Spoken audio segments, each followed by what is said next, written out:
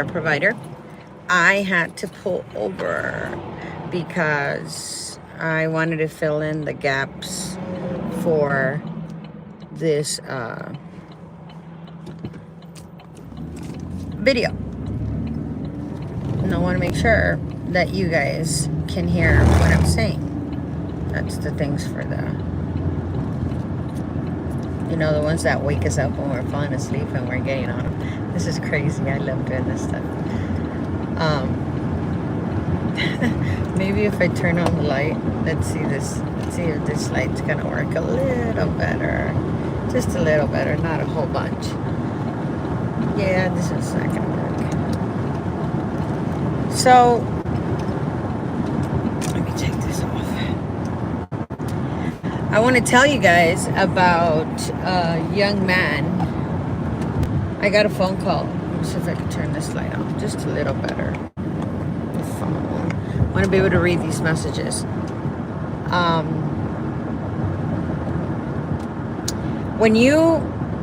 A lot of providers want to increase the hours for many, many reasons.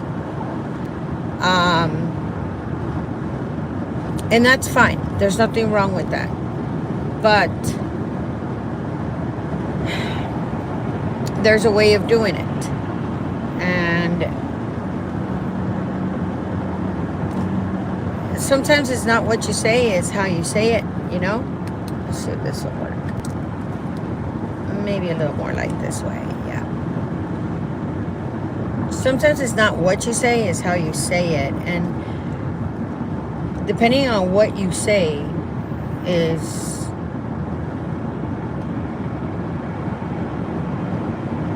heard from a social worker.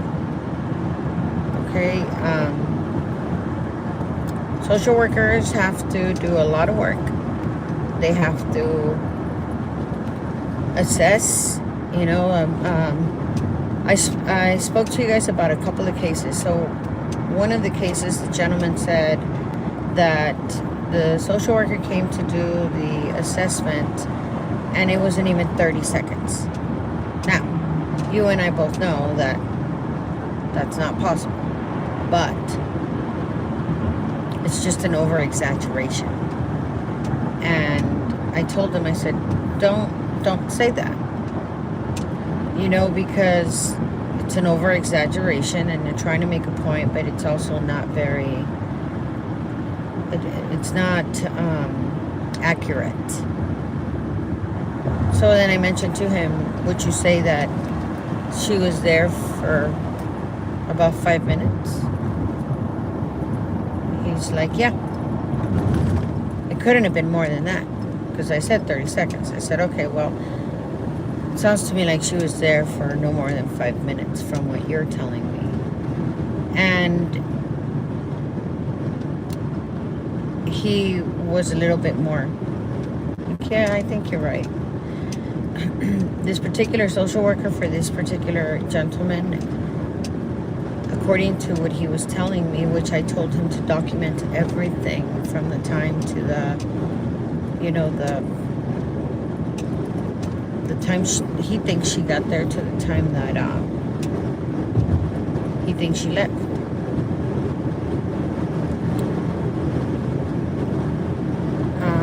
Sometimes we need to assess the situation that we're in, because I'll give you an example. One of my clients had and I'll read these right now, you guys. I'll pull over, it's okay, I'm not in a hurry to get home. I actually like driving, so I just want to say hi to everyone. There were my patient's in her late 70s, okay, and the social worker was going to come and visit her, and she's not very aware of the situation. She's nervous. We all get nervous when we get phone calls from, authorities. Well, I don't know. I'm a gangster, so I'm sorry. Yeah, I'll never date a cop. That's one thing I'll never do. I don't know why. There's nothing against him. I just can't do it, I haven't crossed that bridge yet. But I had a taco at a taco stand last week. So I think it's possible, but I don't know. So we tend to get nervous, you guys, because it's a social worker, you know? She's coming to make changes. She's coming to see what it is that you're doing, you know? She's literally going to scrutinize you, and a lot of people are afraid to say the wrong thing. So my client had a friend visiting her, and she had her, I think it's her cousin or her nephew, or I don't know, something. I haven't seen him very much, but he jumped in the shower, and when he jumped in the shower, she the other lady that was visiting went into the kitchen and decided to wash a dish. And the dish that she washed, well, it's just one dish, but my client says, don't you know he's in the shower and the water's gonna go away? You know, and actually it was a lot nicer than that. But now you got two elderly ladies that are arguing and fighting, and I mean, I'm gonna be 50 years old, you guys. I think what makes me old is the fact that I have so much stuff in my head, you know. I've been through a lot of stuff, and I'm still here, and it just makes me feel really old. It's not the glasses. So they're upset, you know, that the company wasn't expected, the nephew wasn't supposed to be there. You know, my client's like, I don't know what's going to happen. And I looked at my client, I said, don't worry, I got you. I know how this works. You're in the best hands that you could possibly be in, you know. But I need you to stop fighting. I mean, besides the fact that it sounds funny because you guys are like a lot older, it sounds funny because they don't even sound like fighting words. So I was like, that's probably how I'm going to fight when I get older, you know? All calm and cool and collected. And what I brought to their attention, and the reason that I'm telling you guys this, which freeway is this one? Okay. The reason that I'm telling you guys this is because sometimes we don't take in consideration the situation that we're in. Our environment has a lot to do with how we react, okay? And right now, when we're waiting for the social worker to get there, my client is nervous. My client, you know, she's known me for a few months, you know, a lot more than that, but you know, she's still seeing how I function, and she's beginning to see that, you know what, Sandra handles her business, you know. Sandra says she's going to do something and she does it. I'm still a little nervous, so I tried to pacify her and let her know, I got this, don't worry about it, I'm a fighter, I'm going to fight for you, you know. She gave me the authority to represent her because she doesn't want to be left with anything, and the only thing that I can give this woman in all reality is my word. That's what I can give her, my word, that I'm not going to leave her. And even if she wants to fire me, you know, I don't know, things happen in the future, I'm going to keep my word no matter what. That's just who I am. Thank the homeboys for that, you know. They're the ones that's like, Sandra, you can't do this, Sandra, you can't do that. There's chain and command. I mean, we just got like a bunch of Florencia 13, you know, get arrested, and that's part of the thing. It's like, you have to follow rules. But thankfully for me, I gathered a lot of the good stuff, because they do have good stuff, and some of it is bad, you know, and I learned. So the only thing I can possibly give this woman is my word, which is what I give you guys, that I'll never lie to you, I'll never steal from you, and I will definitely never cheat on you. Why? Because once a liar, always a liar. Once a thief, always a thief. Once a cheater, always a cheater, you guys. You know this already. So anyways, the reason that I'm mentioning that is because sometimes when the social workers call, or you have, you know, some kind of public authority, like I had a bunch of cops take out this guy out of my house that was hiding.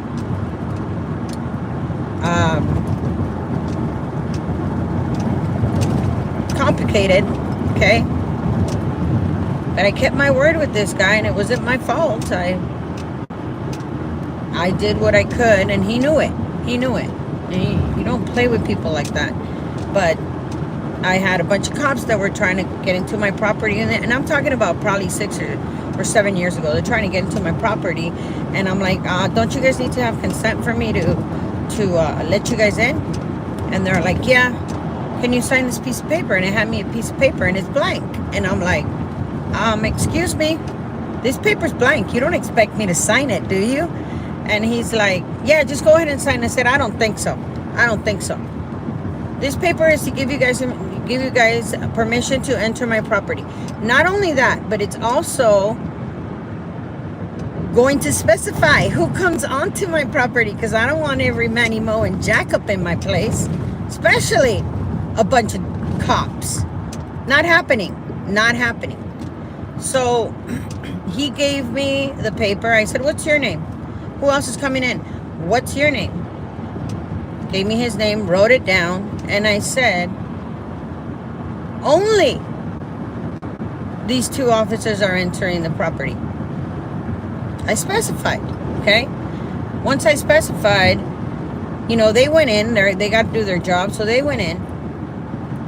And as I went to the back, because they wanted to see if the gentleman that they had pulled out had anything around him that he had thrown away, and he didn't. But next thing you know, here comes another cop with a dog. Mind you, I had already put some of my dogs away, and he tells me, ma'am.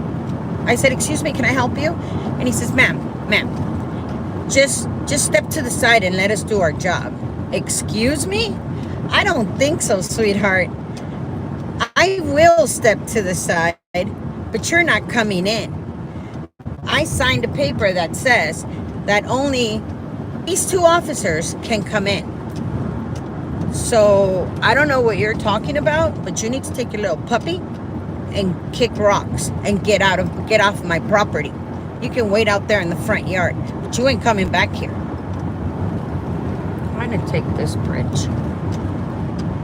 So when we start talking to people with authority, these services are provided, are given to these recipients because they qualify for the services, okay? The necessity is there. Not only that, but the people that take care of these recipients might be a mom, a dad, a cousin, an aunt, an uncle, a grandma, a sister, a brother, a daughter, you never know. And this money is what you use to pay your bills and your rent and your food and your water and your car and your lunch, and you're gonna take Sandra out to dinner, kind of meals. That's the kind of money. I'm just kidding. I don't eat that much. I do love shrimp though. Not like love. So when they call, it's important, and we get nervous and we get frustrated and we don't know what to expect, and we feel like we're at the mercy of all these government officials. I am here to tell you that respectfully, you have the right to be treated humanely, okay? The social workers that come to your home take classes. They go through, let me see here. Okay. They go through courses to be able to communicate, because they are in a human services program. And yes, mind you, throughout the 8 years that I have been doing this, I have always advocated. I have always represented not just the IHSS program, but in general. I like to stand behind what I believe is right until someone shows me otherwise. I'm not cocky. I just want to see. That's the type of person I am. I want to see what it is that you came up with that reasoning. Now, when they come in, they're supposed to be courteous. They're coming in and they're looking at your house. Like, for example, I had to go see a lady and she wanted me to work for her. And I said, well, sweetheart, I need to look at your home. And she says, what? She's a friend of mine, and she kind of understood it. But I said, I need to come into your house. I need to see what it is that you need. And she's like, okay. So I came in and I got an idea of what it is that she's doing, that she needs help with, what her difficulties are, and so on and so forth. I've been doing this for a long time, so I have a little bit more of an idea.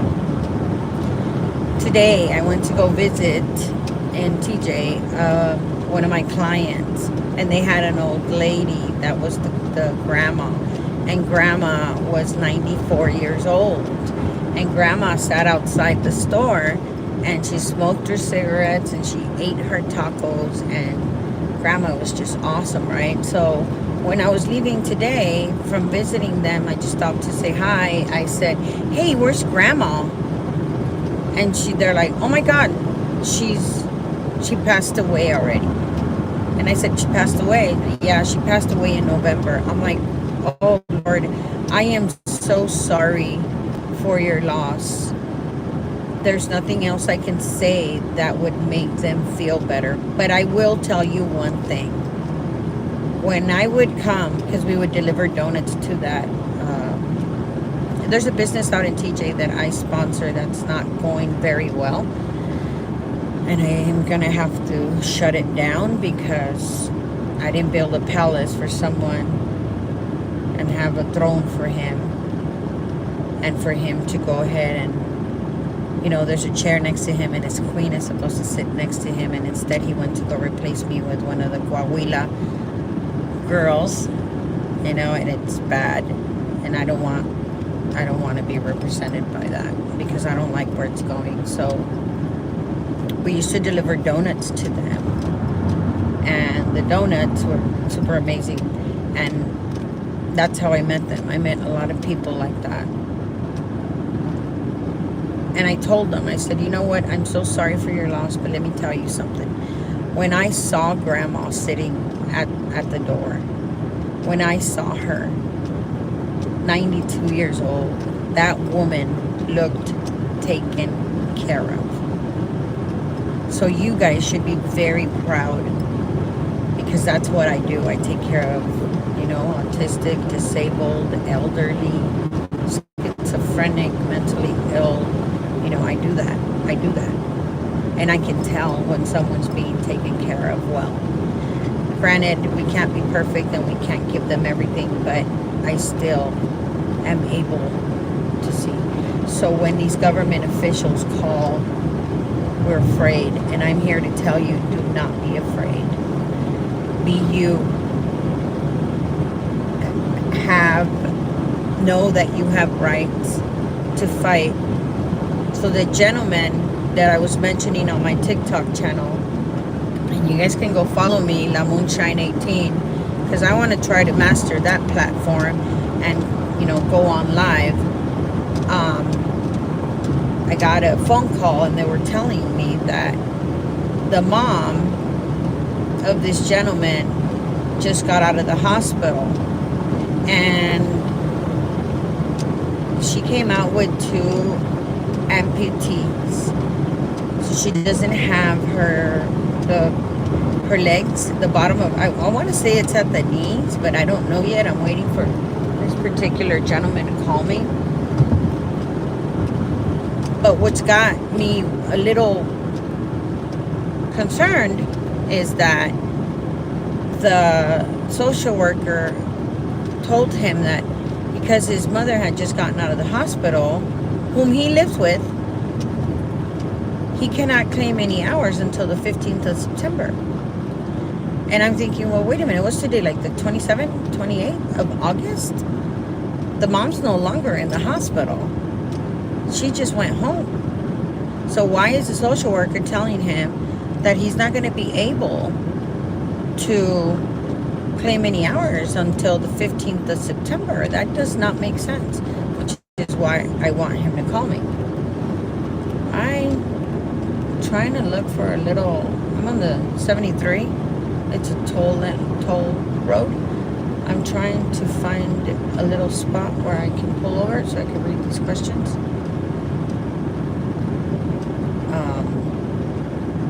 But there's different ways that I have been able to raise hours for my recipients. My Rosemary, when I got her, nobody wanted to work for her because she had 38 hours and some minutes, and I didn't care. You know, it was a nice place to work in, and I really like my Rosemary. I miss her so much. But by the time I got done with my Rosemary, she had 102 hours. Oh, it's foggy. From 38 hours, I raised her hours to 102. Oh, I could have pulled there. Oh, wait. Car's back here. All right, let's see something. Yeah, I could do this. Yeah, it's foggy up here, you guys. Let me pull a little closer. Let me see what these say. Oops. Sorry. Okay, let's see. Oh, wow, you guys are...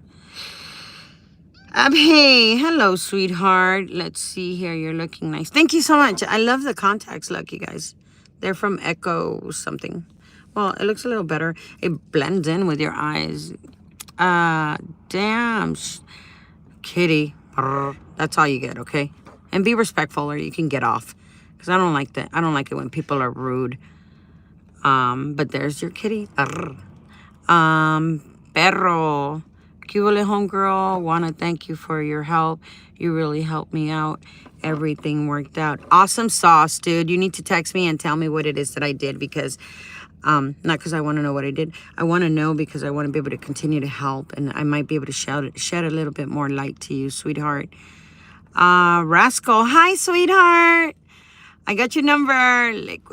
Liquid snakes love child. If I wash it, will you touch it? You gotta kick rocks, homeboy. Much love and respect from the Bay Area. Awesome sauce. I gotta go out there. Miss Leilani, aloha. Ma'am, Halloween's not till next 2 months. Well, let me tell you something. I'm a witch all year long, okay? So, whatever. Come up with something a little bit better, sweetheart. I usually go shopping. I can't wait for Halloween because that's when I get all of my makeup. Yeah.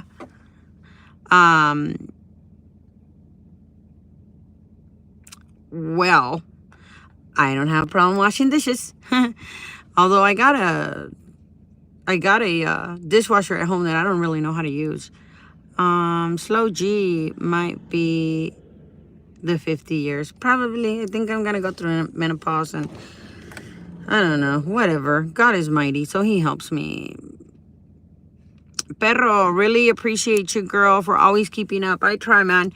I try. It's a little hard, but got to keep moving forward, you know. But thank you. Amen. God bless you so much. He is amazing. Marlene, una persona que tiene casa es elegible para este programa. Wow, sí, mija. Marlene, háblame por favor. Mi número de teléfono es 562-281-3219. Son muchos los tópicos. Call me, Marlene. My phone number is 562-281-3219. There are a lot of programs out there. Muchas cosas que te pueden ayudar y beneficiar. A lot of things that could benefit you. And, yeah, I think I just said it twice. Anyways, Marlene, hay cosas buenas y cosas malas. So, Marlene, there's pros and there's cons. And ahí es donde cada quien es un individual, and that's where everybody's an individual. So, I need to hear your story. Necesito escuchar tu historia, hija, para saber exactamente en qué posición estás. Y no es porque quiera ser metiche. I don't want to know your story so that I can know everything about you. I literally want to know so that I can put my marbles together and say, hey, you can do this. So that's awesome. What is this, a filter? Maybe there's a Halloween filter in here. Arrgh. Anyways, okay, so let's go back. I just read them. I got to pull out of the side of the road. because there's a lot of people that are like, well, I'm one of them, so whatever. All right, this is clear. It is foggy out here, you guys. Here we go. Step on this puppy. Alrighty then. Oh, another one. Can't be pulling in and out, so I gotta watch the road. I think it's Marlene. Okay, so I love driving. Yeah, it is foggy out here. Felt that flash? Maybe I could put on my high beams. Yeah. Ooh. It's okay, I'm not in a hurry.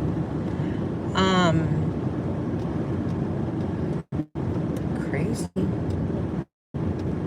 So, I hope that gentleman calls me and he lets me know what's going on, because I want to hear his specific situation so that I can help him.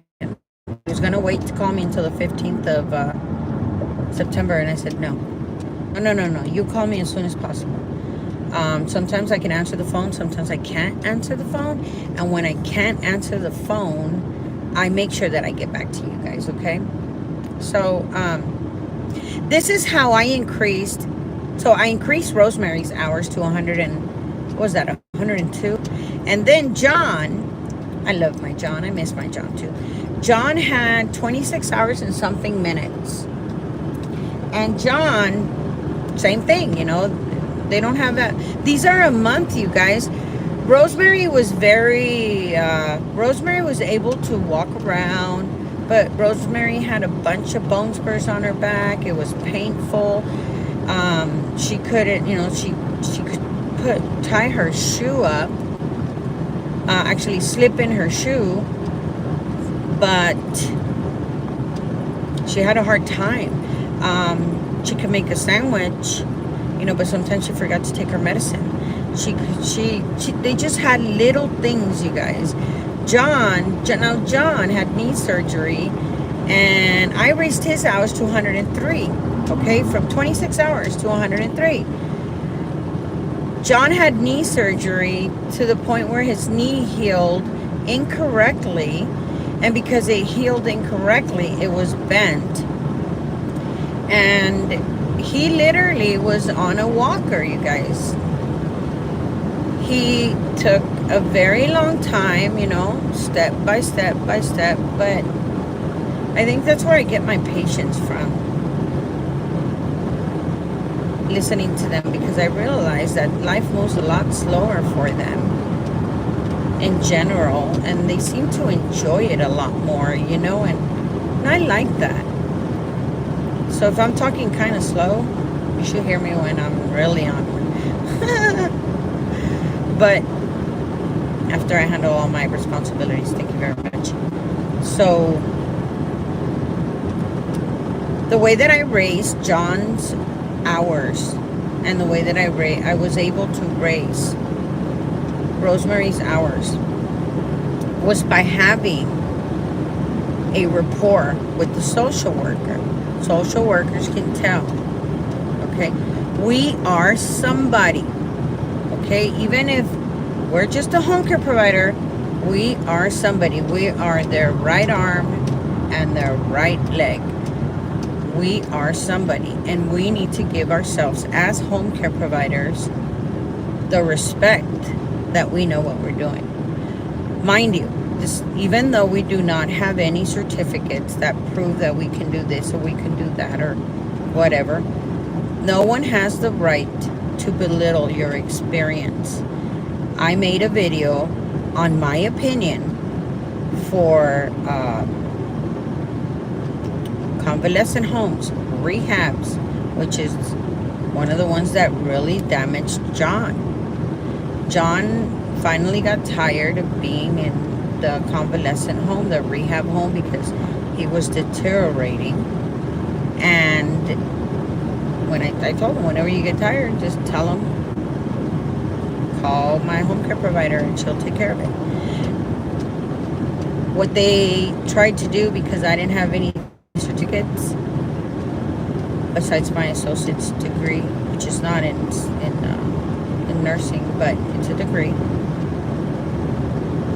they tried to minimize me and tell me that I was not qualified to take care of John and that they needed someone with credentials. So I told all of them, put them all in their place, and I said, you know what? You're right. You're absolutely, positively right.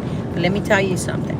You probably live with your mommy and getting in the CNA, and you're getting paid about what, $16 an hour? This was a few years ago, okay? You're a registered nurse. You probably live with your husband, huh? And he pays all the bills while you went to school and got your degree, right? You, over there, therapist. And I just went down the list all the way to the social worker for the rehab center. I said, now, all of you guys have degrees and all of you guys have the knowledge to do this, right? But don't you dare stand there and tell me that you're getting paid $16 an hour, $25 an hour, $50 an hour. I don't know how much doctors make, but I'm pretty sure they make a lot of money. And you're going to stand here and you're going to tell me that I'm nobody, but yet I'm the one that's wiping John's ass for $10.25, right, John?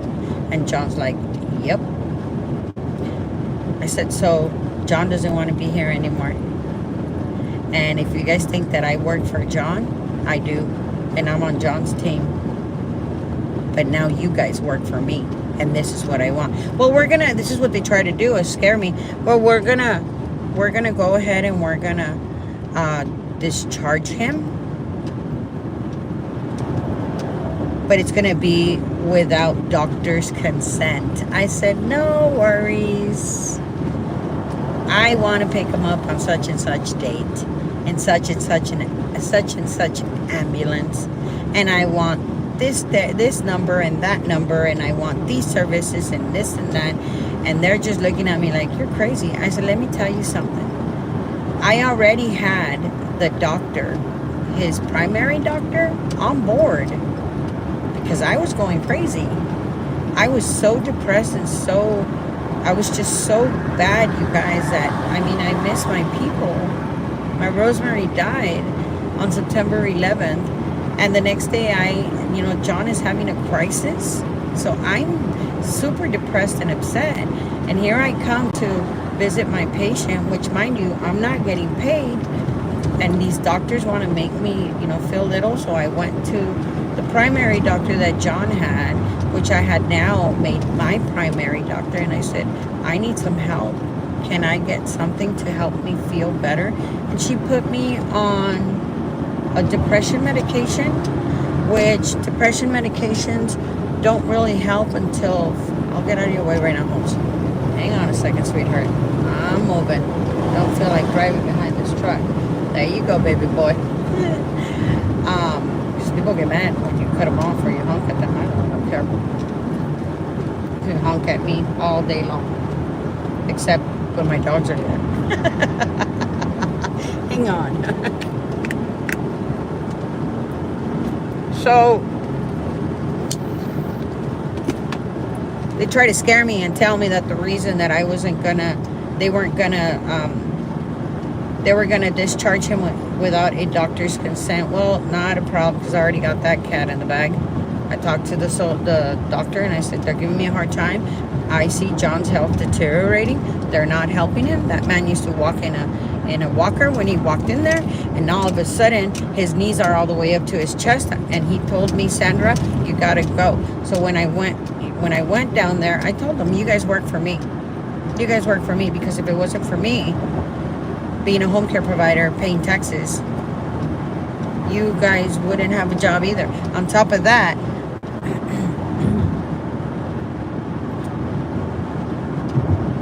these rehab places, and don't get me wrong, I don't care about the money.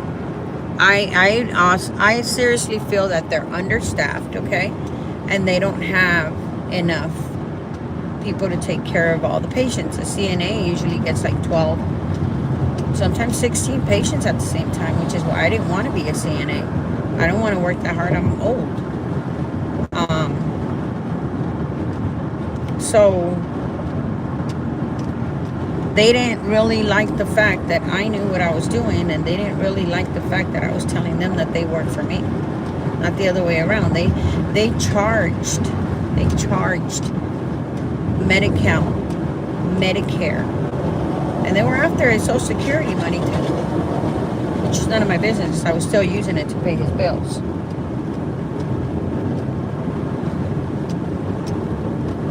$22,000 for 3 days of being there. $22,000 for 3 days of being there is what they billed Medicare and Medicaid. How do I know? Because I got the bill in the mail. That's what they charged. So are we underpaid? Yes, we are. Are they understaffed? Yes, they are. They have expenses. But still, do not let these government officials intimidate you. Just be upfront. I cross the border all the time. They send me to second inspection all the time. And you know what? I don't care. They put the dog through my car. Okay. Pretty puppy. I love dogs. You guys know that already. Beautiful, beautiful Labrador. Sniffing through my corn over here. Actually, I threw the corn away. But I'm giving you guys these examples because I know how it is. I know how frustrated I also get, intimidated. And I have to remember who I am, and I have to remember that despite the fact that they're social workers, they're still human. And I treat them like one. So when the social worker got to my client's house, I was like, hi, my name is Sandra Ayan. I am so grateful to meet you. Thank you so much for coming. I appreciate it. I got to go somewhere else. And I was just sitting here waiting for you. And she's a little worried. But I'm going to tell you what I do. And this is what I do. I help people. I know the ins and outs of this program. But let's just pretend like I haven't told you anything. I want you to sit there and run through your memorandum. And I want you to ask me everything you're supposed to ask me so that I can go ahead and fill you in. This woman, in my opinion, from my experience, this woman deserves more hours. Not for me, okay? She deserves more hours for her to get care. And I don't know who the last social worker that came in here was, but I hope that you're able to see the necessity. Now ask me questions. Well, can she get dressed? Yes, but she needs assistance. Can she take a shower? Yes, but I need to stand there. Can she cook? Yes, but she tells me what she wants me to do from the kitchen table, and I do the cooking. Does she do her own errands? I take her. Does she go to the doctor? I take her to the doctor.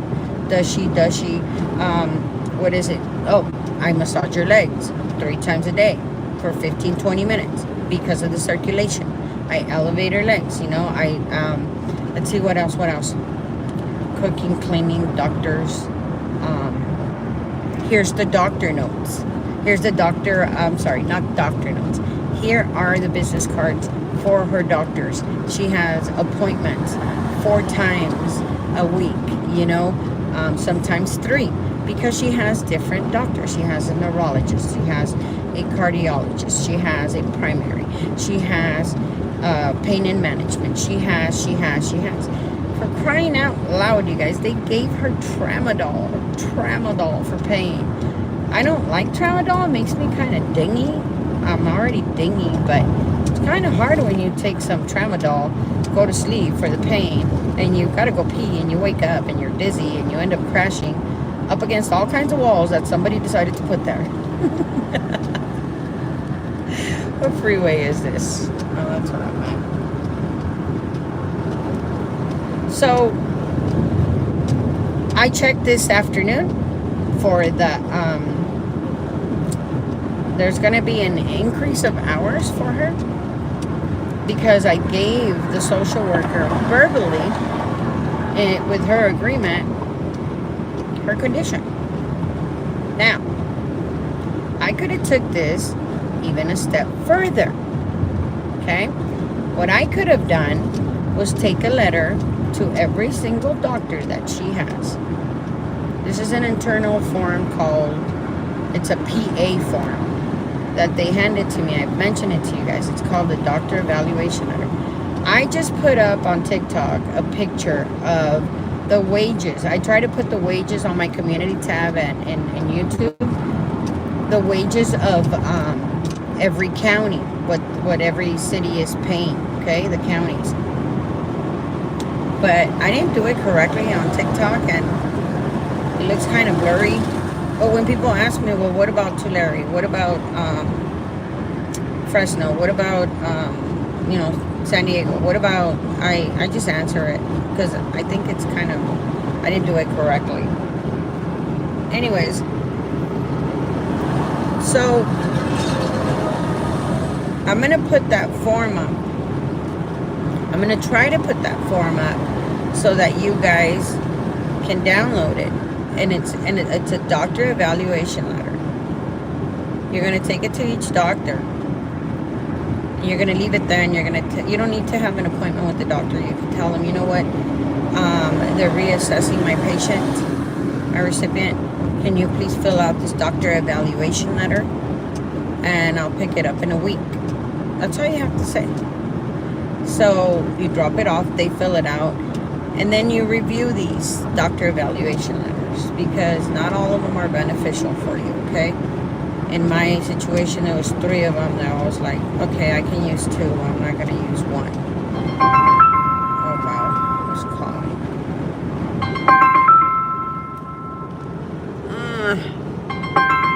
My high beams are still on. I don't know. I'm going to call her back. She's going to have to wait. Ignore. Okay, here we are. Oh, turn that off too. So, I don't even know what phone was ringing. I think I know who that is. So,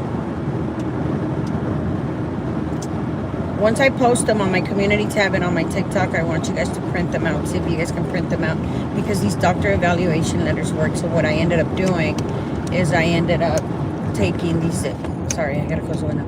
I ended up taking these doctor evaluation forms to the doctors, and I left them there, and I went back and I picked them up, and then I made copies of them, put them in a file for John and a file for Rosemary, and I went to the IHS's office that used to be in Rancho Dominguez that has now switched over to Hawthorne. They joined Rancho Dominguez and Hawthorne, so now you got 2 main offices, which were like super huge, but it's a much better building. It's in a good area. It's a little further from me, but it is what it is, you know. So we just deal with it. I don't like being between 2. I'm between a trailer and a car.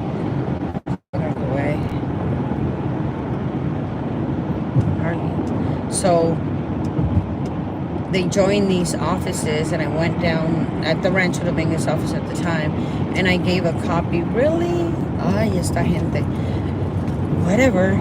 This, I gave the form to the provider clerk that was at the IHS's window, and I said, can you please stamp it and initial it and give it to the social worker? It goes in a pile. At the same time, I said, and I brought my own copy. Can you please stamp it and initial it? And this is my proof that I turned in the paperwork. That is one of them. One way to provide proof that the patient's condition requires a lot more help. The second way of doing this, which is why I'm puzzled by this gentleman. Let me see, what freeway is this? I think I'm just gonna go over there. The other way of having the hours be raised depending on the diagnosis of the patient is when they come out of the hospital. When a patient comes out of the hospital, normally they tend to need more help before and after they go to the hospital. Okay? So when the patient is discharged, you need that paperwork. Where am I? I'm just going to stay here. You need that paperwork make copies of it, give it to the social worker. Keep your copy. He's supposed to keep the original. Stamp it, initial it. Please cover yourselves. Again, the only time that I think you should be sending certified mail is when you want to unenroll from the union. Right there, you really need proof. Otherwise, it is better to take the forms to the office where you can get a stamp and an initial. A lot of paperwork gets lost in the mail. What are we doing, sweetheart? Get out of your way. A lot of paperwork gets lost in the mail, and at least this way you've covered yourself to the point where you have your copies.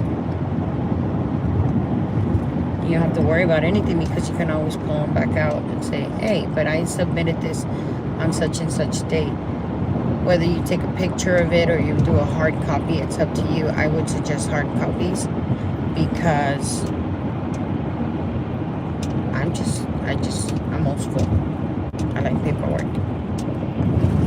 So once you get these, once the patient leaves the hospital, take a form and have the doctor give you his professional advice, diagnosis of your patient, of what it is that they require. And that's when you give it to the social worker. She looks at it and she says, well, you know what? Yeah, we're going to give you a little bit more time for the patient, not for the provider, for the patient. And that's how you label that. I'm going to look for a spot here so I can pull over and read some more. But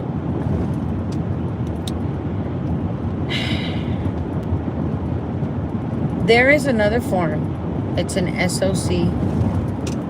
Whoa, I'm already here. Wow. SOC 873. This, all the majority of the forms for the IHSS program start with the letter S as in Sam, the letter O as in Oscar, and the letter C as in Charlie. How much gas do I have? Oh, I got plenty. Okay, great. Well, that didn't take much. And then it has a number behind it. The SOC 873 is the initial form that the county sends along with the application when you apply for the services to be taken to the doctor so that the doctor can give his professional opinion of the diagnosis of the recipient. This SOC 873 form is available to the public. You guys can jump into your internet search bar and type C as in Charlie, D as in David, S as in Sam, and S as in Sam. CDSS website. It is the California Department of Social Services. Look for the program IHSS. Once you find the program IHSS, look for that SOC 873. And you know what, you guys? While you're at it, do me a favor. Look at the rest of the forms. Because there's a ton of forms that are in there that we didn't think they were. And these are all accessible to the public. So you can literally get on there, print one out, and hey, what does it say? What doesn't kill you makes you stronger. This is how I learned, you guys. I got on there, I asked questions, I wanted to know this, I wanted to know that, and that's how I've learned in the 8 years. And when I was talking in my TikTok, telling you guys about the connections that I have, it is just regular people that I talk to that, you know, are provider clerks, they're social workers, they're, you know, supervisors, they would know, right? They do this all the time, just like I'm learning how to do it all the time. That's why I said to that young lady, this sounds ridiculous. It sounds like BS. What do you mean they're telling this particular gentleman not to do his timesheets until, I wonder if I should go eat something. I had 2 bananas. Oh no, I had carnitas. Sorry, I think I'm hungry.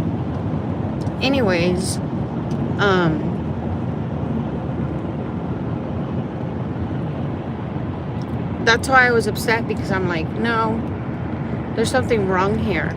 So my information comes from the counties. My information comes from searching on the website. I have another case with another young lady right now that is fighting share a cost. Share a cost is something that we end up paying, that the recipient has to pay us, because they apparently make too much money. And there's not very many things that we can stop, that we can use for the shared cost. Besides like dental, you have to have a separate dental plan that you pay insurance out of your own pocket, and they'll use that to, you know, deduct from the shared cost.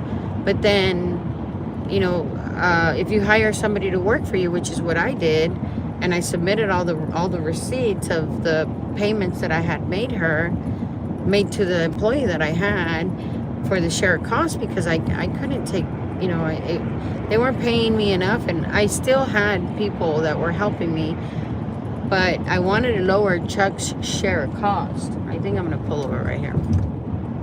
Yeah, nobody's there, and I still got space to move, and I already know where I'm at. So I got cases, you guys, of people that are like, they need help. And this information is available to you guys. So let's go back.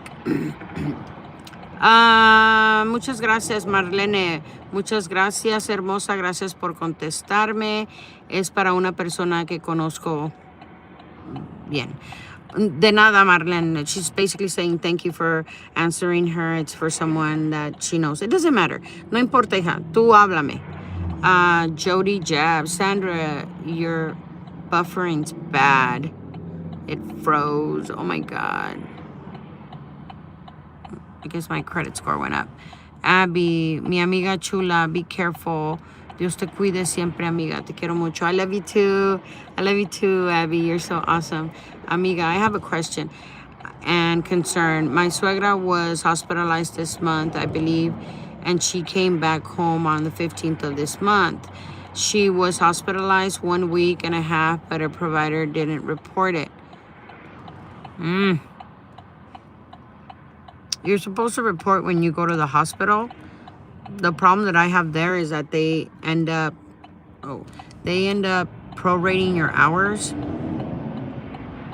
But if your suegra just got released, and follow what I just said about making copies of the paperwork so that it can help the provider, and tell that provider to call me too, please. Tell her to call. Oops, sorry. Try not to light so much. Tell her to call me, because every donut has a hole, and I know those holes. So if I can help her, I'll be more than happy to. Abby, and claimed hours, what could happen? She needs to call me so I could hear all of it. But normally you're supposed to report when they go to the hospital, the time, the date, and you're supposed to report when they leave the hospital. But there's a hole in there somewhere, so you're supposed to. It's not very beneficial, but there's one way of increasing hours. So Abby wants to know, do social workers, amiga, find out if the recipients are in the hospital? Yes, they will. Remember, they charged $22,000 for John for 3 days in the month. Medi-Cal, IHSS, Social Security, Medicare, all of these programs are linked. They're like a spider web. And you can call me a black widow if you want. I don't care. But they're all linked. So yes, the social worker does find out. And that's why they stipulate at the orientation, if your patient is in the hospital, you can't claim hours. But tell her to call me. Let's see. Yadira Alonso, hi. Can I apply for IHSS with 2 disabled kids, because they told me I can only apply for 1? Oh, no. Yadira, I hope you're still here, sweetheart. Let me let me, okay, so I can go now. Let's step on this.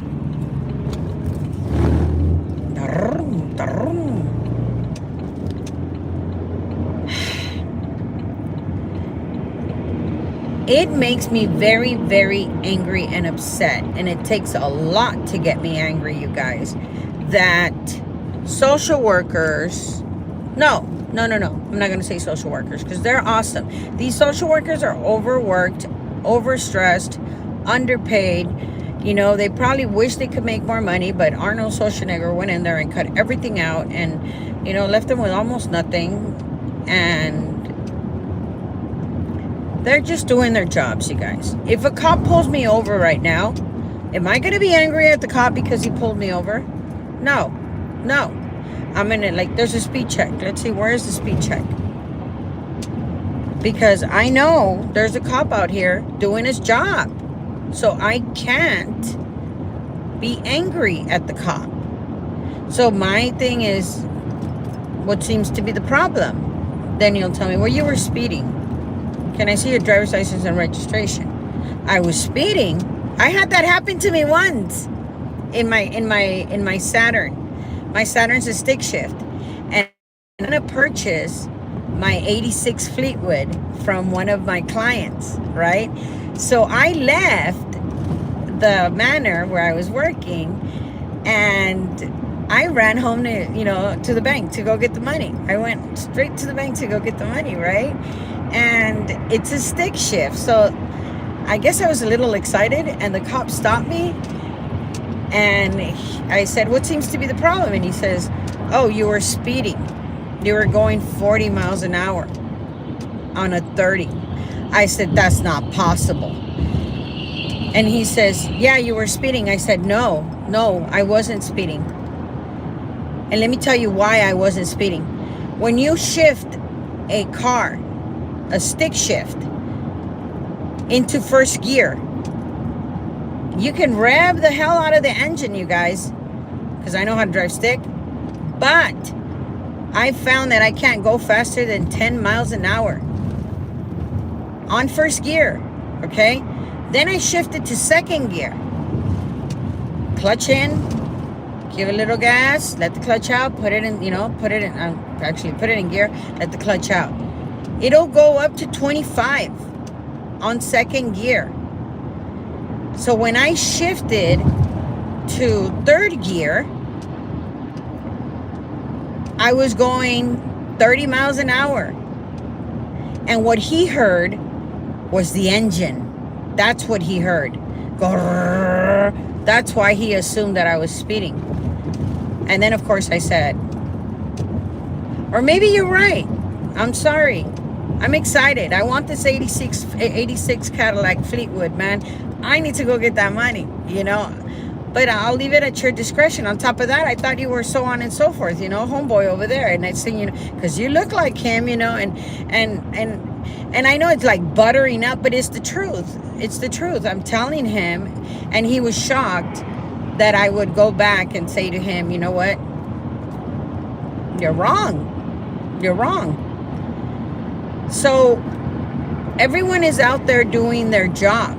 Okay, they're getting paid. So I'm not going to get angry or upset because a cop pulls me over. Hell, the first time I got my first speeding ticket was in 1997 when I had my 1971 Maverick, first car that I paid $450 for, broke down in 1 week and had to, rebuild the damn starter. Next thing you know, the little wire that goes from the gas pedal to the engine, couldn't find any because all the Mavericks are out in Mexico. They have them all out there. But I got my first speeding ticket, and that's what I told the cop. I said, what's the problem? He says, you were speeding. He says, can I see your driver's license registration? Sure, here you go. Driver's license, registration, insurance. And he's like, well, do you know? I said, look, man, I'm so sorry. I was a lot more naive back then and a lot more ballsy. I'm still ballsy, but I told him, I don't have time for this, dude. give me my ticket, do your job, I gotta get out of here. You can't take my car because I have insurance. You can't take my car because I have a license. You can't take my car because it's registered. Give me my ticket and keep on moving. Go for it. So, Yadira, why am I saying all of this? Because when a social worker comes into a home, and there are some, not a lot of them, and they tell you, well, that's your mom, you should be taking care of her. That's your dad, you should be taking care of him. That's your daughter, that's your son, that's your... I don't care. It is irrelevant. And let me turn off this damn thing. Ooh, and I'm dying too. Sorry. Oh, yay. Found the X. X marks the spot. And en route. Okay, awesome. That thing won't go on anymore. That is so unprofessional. That is so unprofessional. You know, for someone that is in that profession to act that way. So, to answer your question, sweetheart, yeah. If I were you, tomorrow morning at 7:59, you start dialing 1-888-822-9622. That's what you start dialing. And you, whoa, that's a lot of light.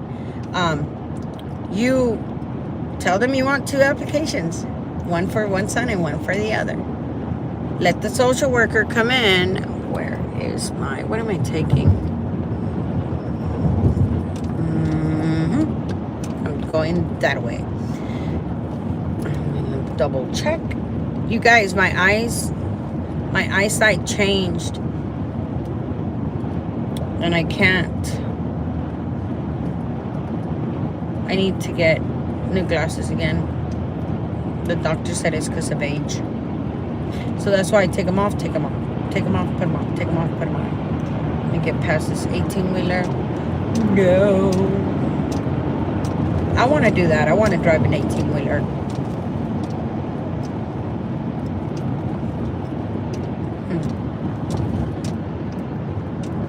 And we're going this way. And I'm going to buy me a motorcycle. So I could go cruising. My oldies. Anybody want to ride the back seat?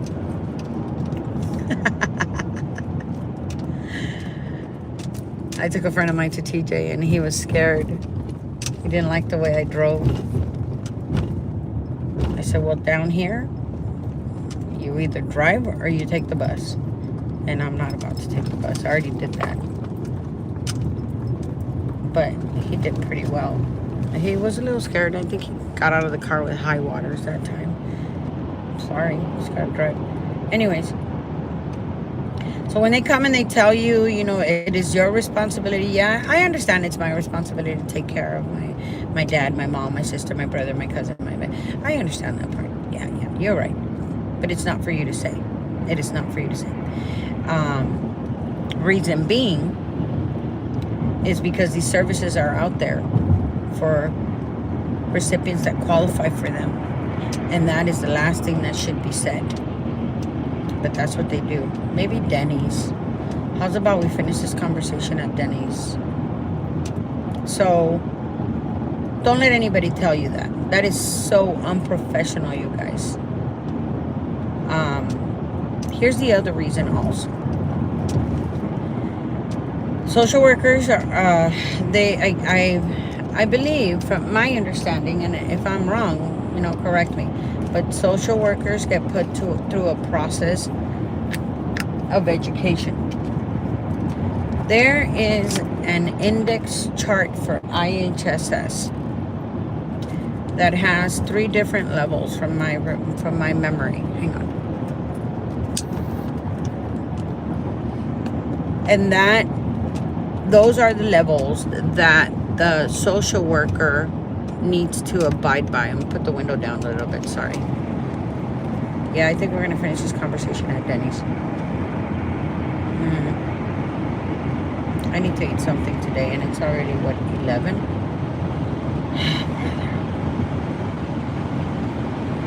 Yeah, Denny's sounds good.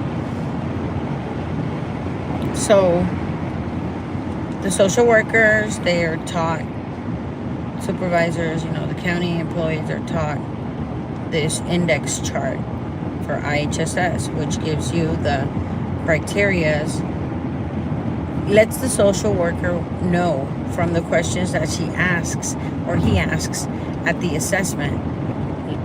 It lets the social worker know what level of need the patient needs, okay? So that's the chart that I want to study. I've been looking at it for a while, and it doesn't seem that complicated, but again, it's their training, it's their discretion. Once they send you the notice of action and tell you, you know what, this is how many hours you're gonna get. If you do not agree with that notice of action, this is something I wanted to tell you guys. The young lady that was fighting, they were giving her son 26 hours and 7 minutes, I think that's what it is. She went to court. She had her court in the with the judge. And I don't know what happened, you guys, but the judge authorized her for 48 hours. And she called me and she's disappointed and she's hurt. And I said, no, sweetheart. Keep moving forward. Appeal it, and you'll get another judge. And now we got those letters of doctor evaluation letters. We got those going so that she can provide proof to them that her son needs protective supervision. So I'm almost off the freeway. I'll stop at a gas station and read. I think that is across the street. So I'm gonna be like, what's her face? That little chubby girl that thinks she's all that in a bag of chips. That little girl needs to learn humility. Shoddy Bay. I'll be sitting there eating, talking to you guys. So rude. You can see me munch. Is this it? Yeah, this is it. All right, sweet.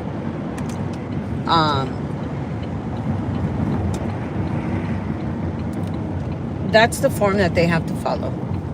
They have to follow that index chart. Yeah. What am I gonna eat? A las 11 de la noche. I should eat a salad. But Denny's is open. I love Denny's. Can I go through here? Can I go through here? Can I go through here? Can I go through here? Yeah, I can go through here. Awesome sauce. I'm hungry. Hungry. And there's my parking right in the front. I hope they're open. Alrighty then. Yeah, because I'm hungry.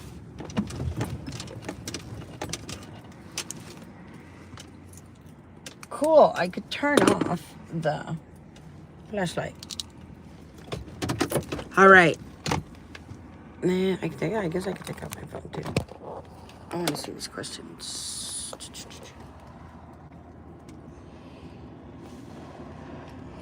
All right.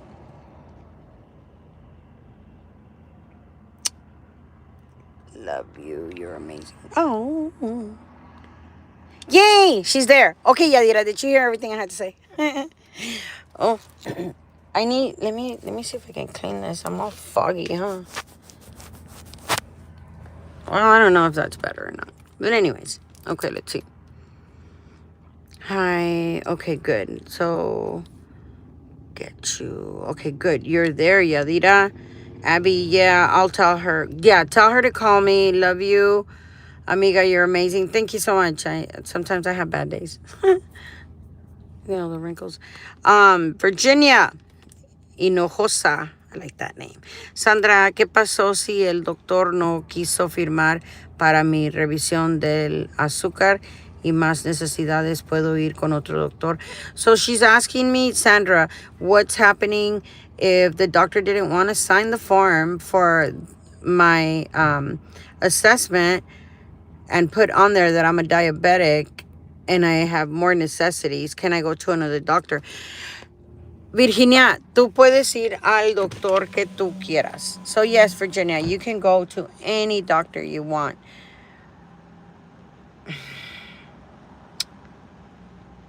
El problema aquí es, and the problem here is, que muchos doctores, desgraciadamente, a lot of doctors, unfortunately, se venden a las nuevas medicinas. They sell themselves to the new medicines.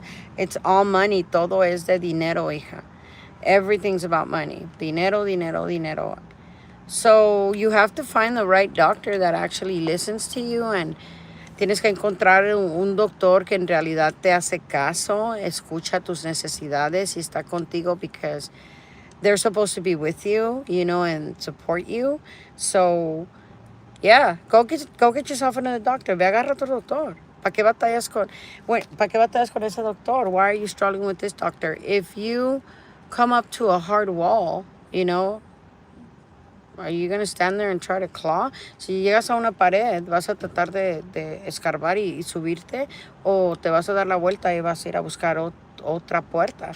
Or are you going to find another door and go through that door, because it's going to be much easier? Va a ser más fácil. When I hit a brick wall, I'm not talking to you no more. Cuando yo llego a una pared y con una persona así, yo ya no te voy a hablar. Yo me voy a subir. I'm going to go higher. And that's why I said the chain of command. Y por eso les dije la cadena de mandatos, la cadena de que tienen que seguir para subir para arriba, a llegar hasta el más alto. So I'm telling you guys, follow the chain of command and get up there. And that's why those people are in those places, and you get more results. So yeah, get another doctor. Agarra otro doctor, mija. Let's see. You're welcome, sweetheart. Marta Barbosa. Hello, Sandra. What do you think about share of cost on Medi-Cal? My client never had to pay now. They said as of August, she has to pay $600 since she is 86 years old. She has no money. My check came at $0.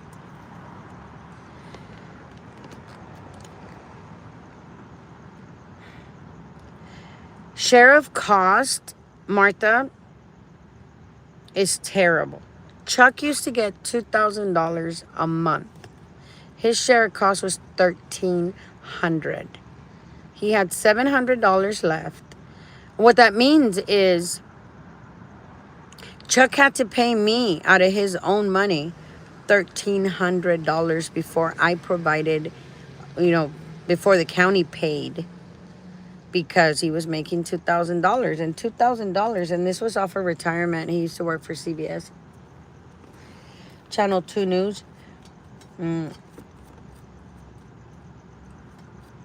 The only way that I found out that you're able to lower the share of cost is by providing additional insurance, dental, health insurance.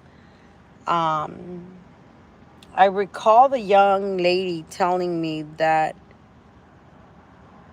like, diapers that are bought every month, but now Medi-Cal provides those, so I couldn't use that. I tried providing proof of let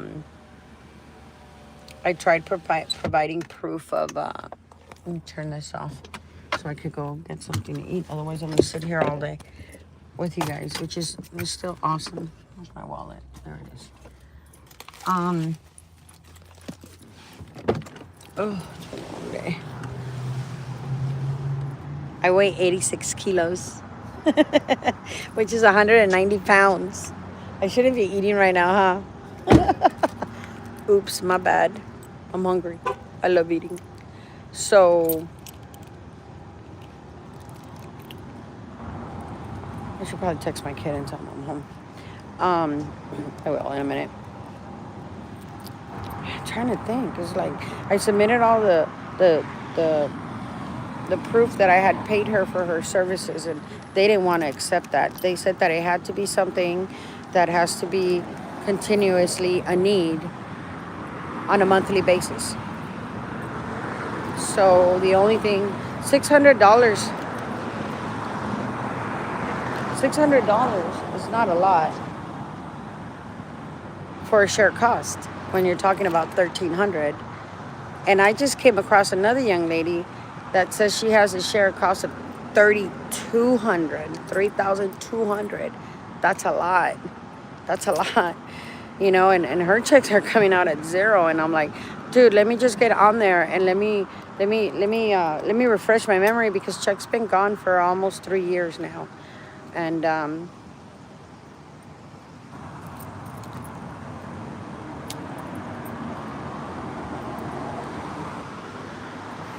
so what I have to do is I have to go back and I have to. I'm sorry.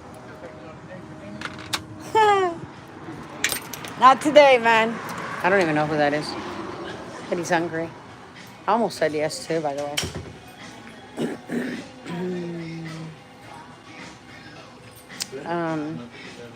So I'm gonna go ahead and I'm gonna look and see what other deductions, and I'm gonna call one of my girls to see if they can tell me.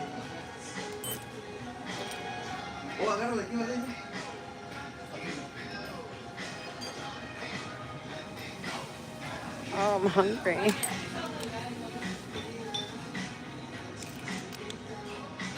So I'll do some research on the shared cost and see if I can get you anything, any like, any more information on what else you can also put on there. Let's see. Are you guys still open, sweetheart? Yeah, I'm hungry. Yeah, thank you. Follow me. Of course. Oh, it's all right. I shouldn't be eating. It's like super late, dude. But I'm hungry. I just had an amazing drive. Can I get a cup of ice water? Just ice water? Uh-huh. Oh, perfect. Thank you so much, sweetheart. Solita, this is my life. I'm gonna be having dinner all by myself for the rest of my life. Oops. Actually, my kid's pretty good. He comes in. Sorry, let me place you guys. I'm gonna use this little Denny's thing. He comes. He's like, Mama, where are we? I think I'm gonna have pancakes. Funny, huh? I'll put you guys in the corner. Sorry. Oops, you fell.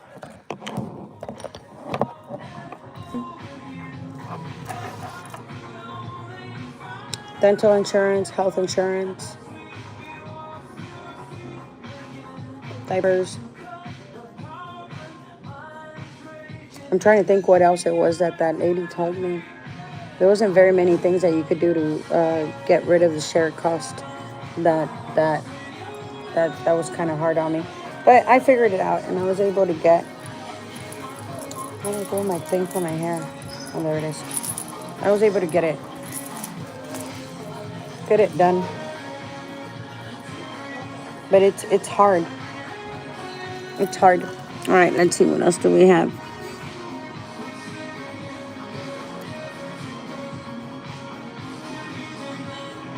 So Martha, basically that's all you can do. Thank you, mija.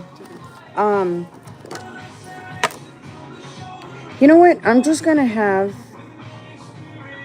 You have a thing of pancakes, no? All you can eat? No. I wish I can't eat like that anymore. Eggs, slams, eggs, pancakes, sausage. Is it the All-American Slam? This is what it looks like. Oh, okay, that's beautiful. Wait a minute. Where's the pancakes? You can swap the toast out. Oh, sweet. All right, then let's do that, guy. And then the potatoes, the eggs over hard. I don't like the yellow in there. Okay. I don't really eat it. If I can just get it white, that would be cool. White eggs? Yeah, get rid of the yellow part. I don't like the yolk. Yeah, I don't want to throw it away. I don't like throwing food away. Bacon and sausage? Let me just get sausage. That's 4 pieces, right? Yeah. And then the son las papas. What do you call those things? Hash browns. Yeah, hash browns, eggs, sausage, and can I have French toast instead? Of Like what do you call that little one the it's not pancake, it's the other one. The one that you put like white stuff on it and yeah, butter? no It's the Se hacen con Vainilla? huevo. Oh, she don't cook. I think it's French toast. We have French toast, yeah. Yeah, you dip that in egg and then you put like honey and yeah, that one. I want that one. Alright. Yeah, that's cool. And can you add a piece of ham? Piece of ham. Yep. And I would like a large coffee. Hazelnut creamer, please. Okay. We have only vanilla and regular creamer. I'll take vanilla. Okay. That's cool. I'm gonna take some for the house so I can have something to eat in the morning. And that's it. What's your name? Dulce. Luisa? Dulce. Dulce. Yes. Okay. Cool, that'll work. Alright, so a slice of ham, 2 pancakes, 3 egg whites, all sausage, hash browns, and 2 French toasts, and a coffee. Yeah, I'll do all of that. I'm not gonna eat all of it. Can you make the pancakes the los de dulce de leche de lechera? Yeah. Okay. Yeah. Yeah, that's It's just fine. cream cheese filling. It's like cream cheese. Yeah, that's cool. That's cool. We can do that. Thank you so much. Okay. You're back. Awesome. Okay, let's see here. Where are we? Sorry, I'm hungry, you guys. So Martha, now you know a little bit, and let me get some time, and I'll do some research, okay, to see, just to jumpstart my brain. Miss Darlene wants to know what's the max hours that you can work. Okay, sweetheart, let me tell you what it is. A lot of people are confused about this, and that was part of the problem that was happening in 2016 when they were saying that the max amount of hours that we could work was 66 hours. But there's a big discrepancy, and the discrepancy comes in when you get the hours for the recipient that you work for. So there are 3 different max hours, okay?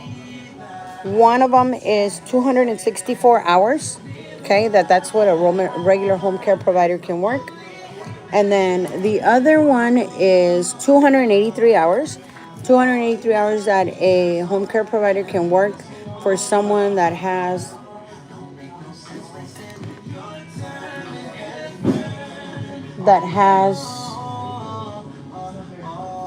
protective supervision. Sorry, I'm looking for another chair because the radio's right here and YouTube doesn't like that for some reason. Let me see where I can hear less noise.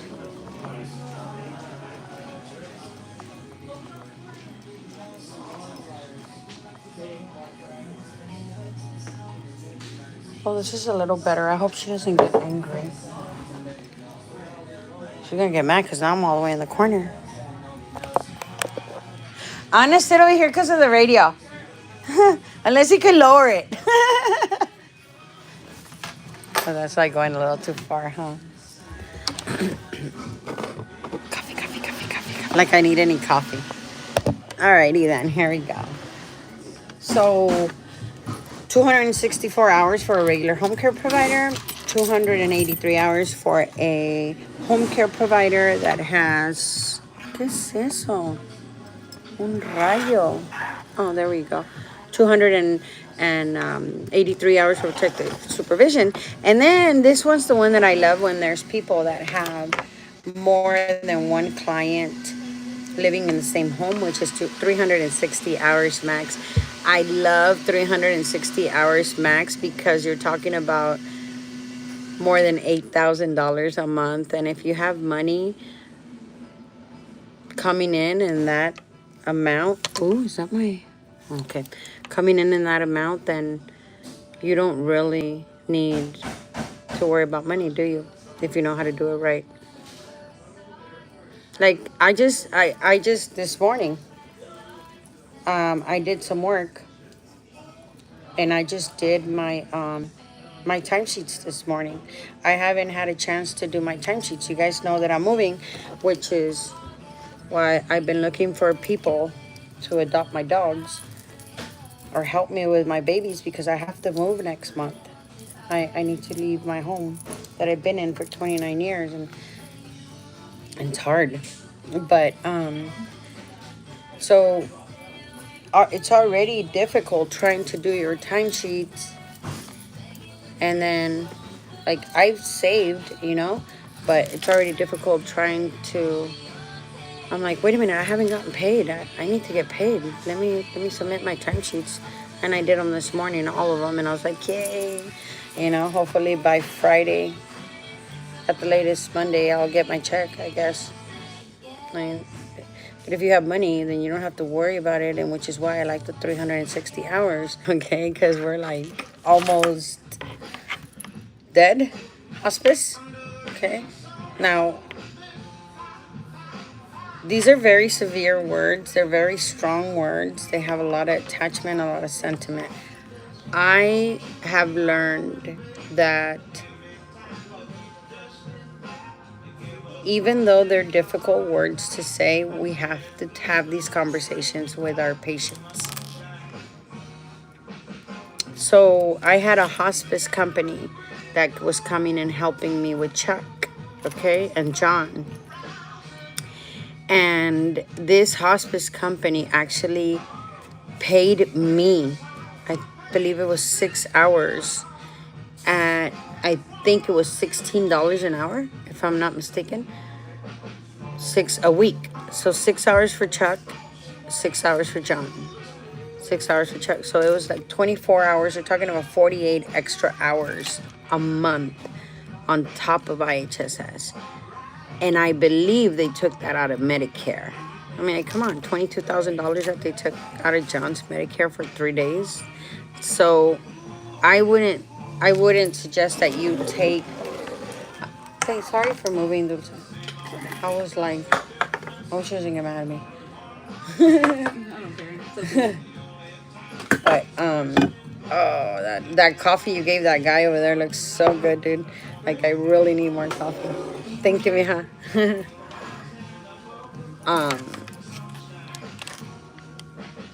So I'm sure Medicare was paying me.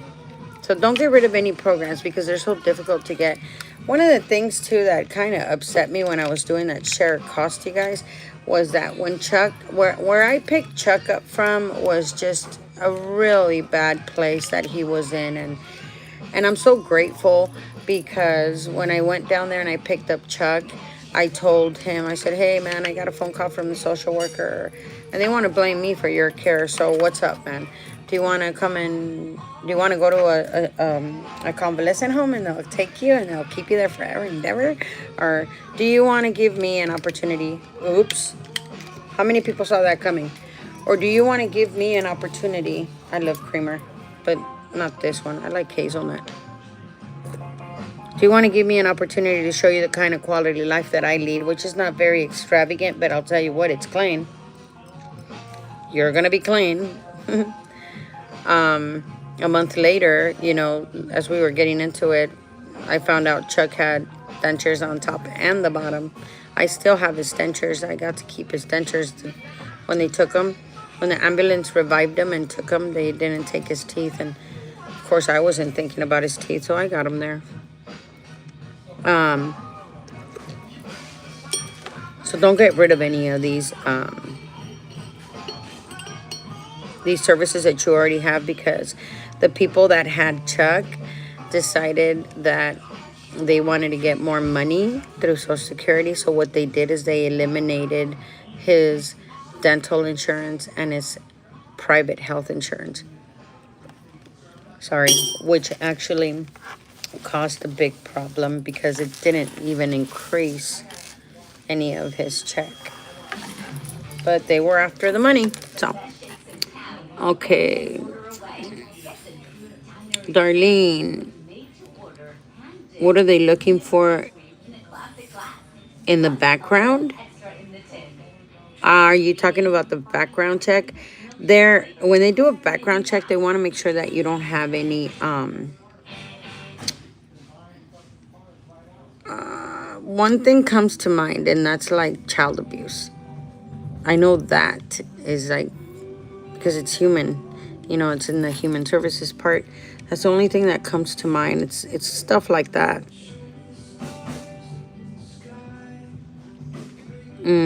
I don't think so. I don't think I'm allowed to have music. I hope it doesn't cut off. Quinn, dental insurance, health insurance, life insurance, car. Good job, Quinn. Thank you so much. Biscuits. I don't know about the biscuits, sweetheart. Oh, you're funny. I'm gonna get French toast. I think I said it right.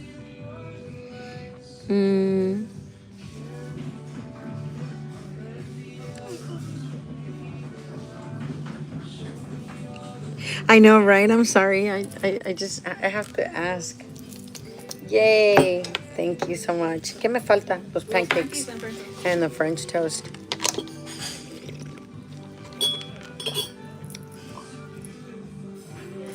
That looks pretty. Do I have salt and pepper? Look it, look it, look it, look it. Y todos los creamers. I'm so terrible. Okay. Don't worry, Quinn. I can, you can look at the rest of my videos. Mira nomás los cuernos acá arriba.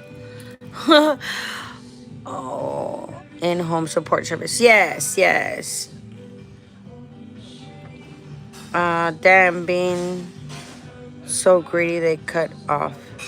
Yeah, they did. And it's sad because Chuck was an awesome man. He was awesome. I know why he stays quiet now, because sometimes, like when he was dying,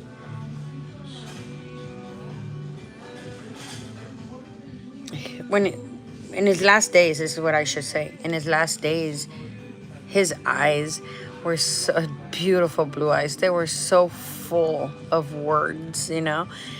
And I sat there next to him, and I told him, "Don't worry, I got you." You know, he would tell me when he would walk, I would tell him, "Don't worry, I got you."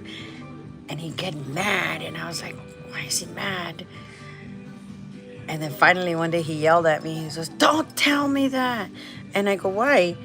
If you fall down, I'm gonna hold you. I'm gonna get you." He goes, "That's usually what people say after they drop you, before they drop you." I got you. And I'm like, oh, he's right.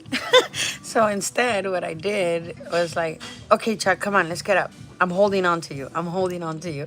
And I just kept holding on to him, and that's better. You know, I was like, okay. So I got you guys. Okay, let's see here. Sorry, I have a million questions. I just recently got approved for caretaker of my grandma, and I'm a felon. I guess I should just wait and see. No, no, no, no. Okay, look. I made mistakes. I still make mistakes. I'm really angry right now. I want to cry and I want to get mad. And that's probably what I mean, I don't know. I don't eat out of anger. But the only person that can stop you is yourself. So that's why I did this video in the dark. I mean, I just drove an hour and a half, you guys. It wasn't I can't say right now, but it wasn't a good experience going over there, you know, and the next best thing I can do is help you guys. So if you need help, just call me. My number's on my channel. Just call me, and we're not perfect, but I don't know what you did, what you didn't do. A million questions. I don't care. You just keep on asking, and once you stop asking, you stop learning, and I'll answer your questions, and I'll be honest, because I ain't how to cheat, steal, or lie, okay? But there's a form. Speaking of a felon, there's a form. In that form, when you go, like right now you're working for grandma, right? So grandma, they're going to ask grandma, is it okay that your granddaughter works for you even though she's a felon? And grandma's going to say, yeah. Yeah, why not? Excuse me, sorry. Okay, well, we need you to fill this form out that says that you understand that she's a felon. So fill out the form, give it to the social worker, and that's it. But there are like tier 2 and tier 3. I got to look at those too.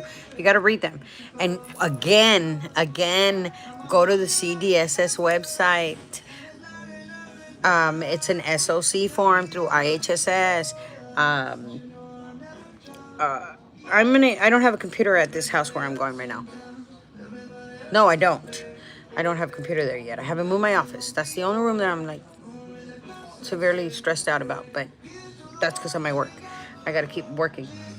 So get on the CDSS website and enter tier 1. I think it's tier 1 penalties. I should have brought my other phone. And take a look at what the description is of things that they will not allow. Okay. Now let's see here.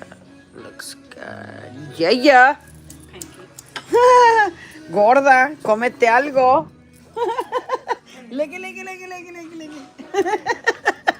Isn't that pretty? That's like, here, I'm gonna poke it so nobody can eat it. My kid's gonna be, can I have some of that? Okay. So, Darlene, but I know they do a background. I'm just wondering how far they go back.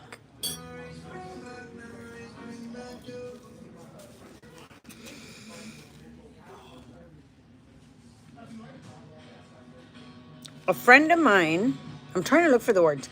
A friend of mine said that he was going to go apply for a job, and he didn't really want to go to the job because they were going to do a life scan. A life scan will bring everything up. A life scan. I've had background checks, but I believe that the background check that they do for IHSS is only for 7 years. If they do a life scan, then that's more. That's more. I think that's everything. The life scan is everything. But you know what? Cross your T's, dot your I's. Stand up firm, and you paid your dues. I paid my dues. There's gonna come a point in your life when you're gonna be like, you know what? I don't think I owe anything anymore. I haven't been the nicest. I mean, you guys know. I've been consistent, and I know I'm getting better because I took off all my jewelry, all my earrings, all my necklaces, because I was really gonna go down there and toss something up, And I kept praying, and I was like, Lord, help me, because I'm very angry, I'm very upset, I'm very disappointed, I'm very distraught. Just help me. And he did. And what he did is he didn't let me go into the business, and he didn't have the people there because it was going to get down. I was going to get down and dirty. Oh, those are the French toast? Yes. So the powdered sugar on top. Okay. You don't like them? No, of course, it's candy. I don't think I'm going to eat all of that. So si me quieres traer unas dos. Boxes. Tres, porque no como mucho. Es más para llenarme un poquito because I'm a little hungry. Okay. But yeah, that would be awesome. All right, I'll be right back. And I'll pack them in. Thank you. Okay? Yeah, awesome. Yeah, everything's good, Dulce. Thank you so much. Thank you. All right, guys. You guys ready? Look at what we're eating. Pinche gorda, the pancakes. I don't think that's the French toast. Oh, Dulce. Never mind. And that. So, there's a way of praying. Dear Heavenly Father, thank you for this food that you have provided for us. Thank you for the blessings that you have given us. Please bless the hands that have prepared this food. Help it nourish our bodies. Please provide for those that cannot provide for themselves and take care of them as well. Thank you very much for this entire day that you've given us and the guidance that you have provided, because it could have been a lot worse, and I'm so grateful. I want to thank you in Jesus' name. Please bless everyone that's out there and keep us safe. Amen. Ta-da. A comer se ha dicho. Tabasco? Okay, let me see another question. Tabasco. All right, what else do we got? Quinn, you want some? Yeah, they go back 7 years. For the IHSS, they go back 7 years. Lala, I don't think the waitress read back French toast to our order. You think this is French toast, dude? Oh, that was a little ball. I think she was more focused on the...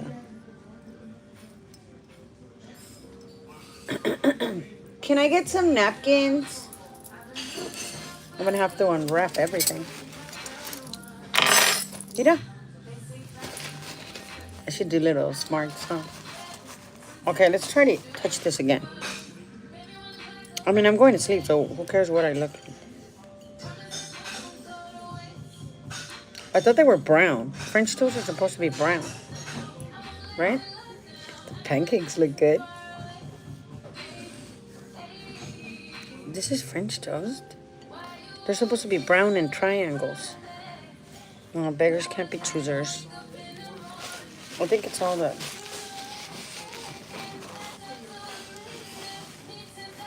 I think she's the only one, too. Oh, I don't want a bug. Salt and pepper. Salt and pepper. Okay, let me read the next question. I'm sorry, you guys. I had 2 bananas at the border, and... Sounds funny. I had a couple of bananas before I crossed the border. You're not going to eat all of this stuff, but... It's pepper. It's not salt. It's pepper. I used to be able to eat a lot. I've lost 70 pounds. Now I just order everything on the menu and just eat a little piece of everything. And I guess I will be like Shawty Bay, huh? Eating on the pepper and salt. Oh, Tabasco. Okay, next question.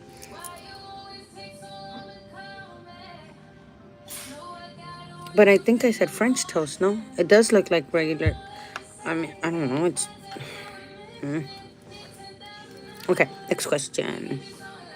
Yeah, I want some food. I was praying with you over it like I was gonna eat. Say, ah. Well, I'm off the 110 freeway. I'll buy you dinner.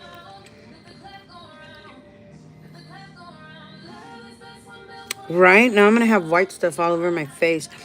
Oh my God. I don't know the difference. I just... ¿Cómo dicen?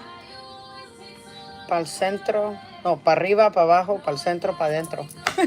I think that's tequila, though. So, Ozempic, yes and no. So, I stopped doing Ozempic because I ran out. There was a scarcity, and my doctor gave me Wegovy. And they cut off my Medi-Cal. Dulce. A ver si me oye. I need some napkins. They gave me Wegovy, and it's only an injection once a week, but I haven't taken Wegovy in over 2 weeks. What I did realize is that I'm looking for the napkins. What I did realize is that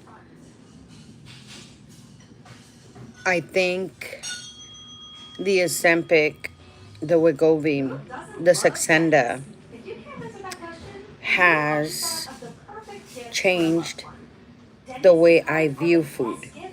There's a lot of food, and I don't know how long we're going to be on here, but when I get done, a lot of this food is going to go home, put it in the refrigerator, and I'll eat another little piece. My mental state, I mean, let's see if this works. I'm going to model for you guys, okay? Because I'm still chubby. Let me use this guy. Maybe she'd see me standing up and bring me some napkins. I want you guys to look at this because it's crazy. Okay, I used to be 260 pounds, and now I only weigh 190 pounds. That's 70 pounds. Okay, let me see if you guys can see, but this is me. I don't know if you guys can see that well. Look, my arms. See my arms? I'm not doing anything, okay? You see the flab? And then if I make a muscle, this can go away from swimming. This one's bigger. But if I make a muscle, there's my muscle. So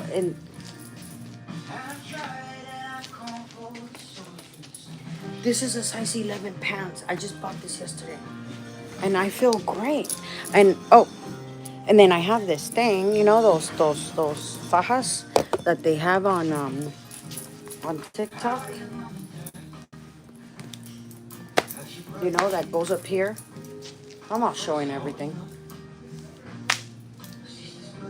I just walk around tight like that. Let me get some. I'm already up. Let me get some napkins. Because I'm going to take all these napkins.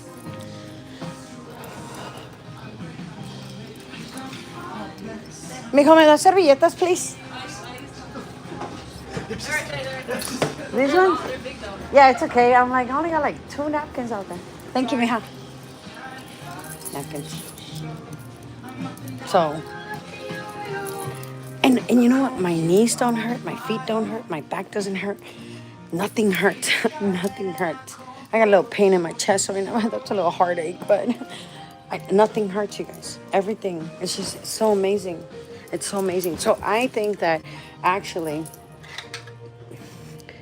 the Zempic, the Wegovy, they curb your appetite. But for me, I think it curbed my brain because before I start eating something, I think, is this good for me? Those pancakes are not good for me, but they look bomb. Look, they look bomb. So I'm gonna go and then I'll eat something, you know? But yeah, I feel great. I want to get down to 150 pounds. Not because I want to be skinny, not because I want to be, you know, maybe I'll go take out a rib. I don't know. No, I don't want to do all of that. I just want to be healthy. So I kind of pick and choose. I'm not going to eat all of this, but I will eat it, you know. Protein, I think. I don't know. Breakfast sounded good. Let's see.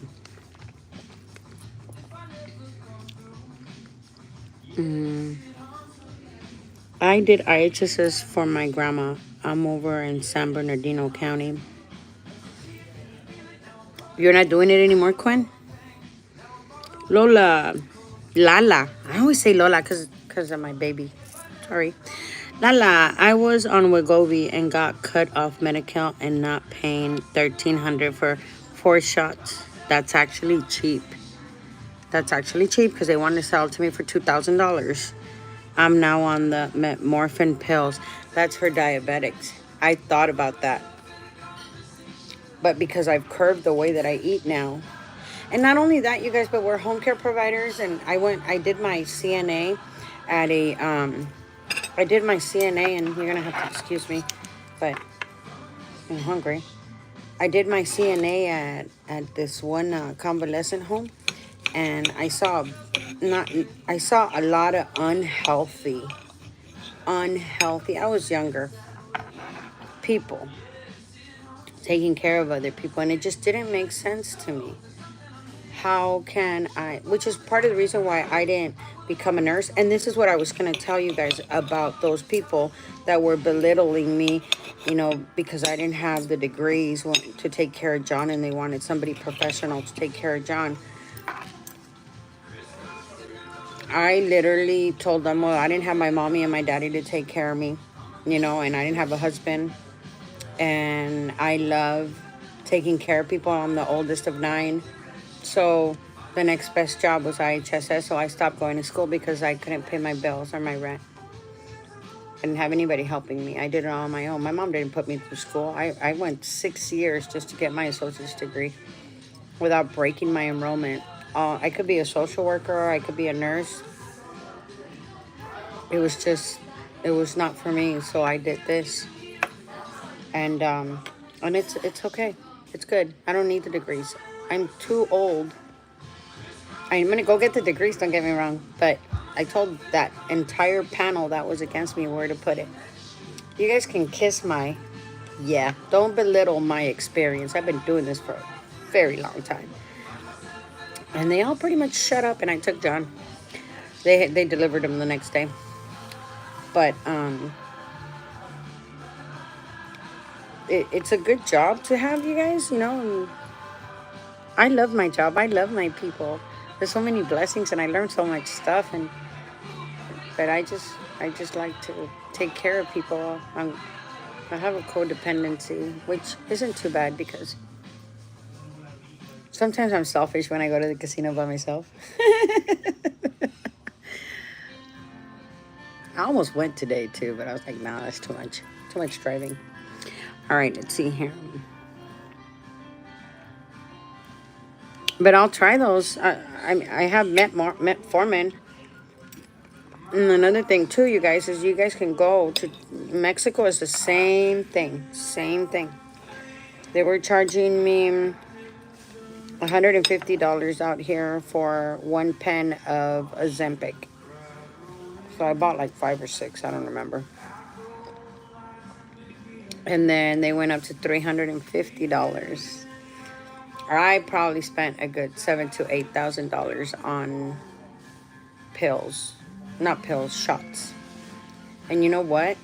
If I had to do it all over again, I would. I would, because I feel amazing. I mean, I'm still ugly in the morning when I wake up. You know, my eyes aren't. What color are they? Gray. I really like these contacts. I don't have eyelashes. I don't have eyebrows. I don't have teeth. I know. I wake up in the morning and who are you? My eyebrows are on my marshmallow pillows that I have at home. Could be worse. But I love what I do. I love taking care of people. I love teaching people. I love showing them. And I see the blessings. That's why I don't care. Like right now, okay, bonita, you know, but en la mañana, oh my God, in the morning I'm gonna look like hell. Who's that? You know? But I feel great. I would do it all over again. Now I'm at 190 pounds. I want to get down to 150 because I think I should be weighing like 140 according to the scales that they have out there. And once I get down to 150, I look like a chipmunk, huh? I'll just have all the excess skin taken out. That's all I want. I don't need to take out a rib like Talia, although she is beautiful. And that Talia dance, I can't do it. I tried on the mirror. But I'm more interested in Tony. And I mean, look. Let me tell you, the Peter Roth face tightening and the eye tightening works. The Botox that they have on TikTok, little bottle Botox, I put it underneath my eyes and up here. So I'm starting to notice the wrinkles. That works.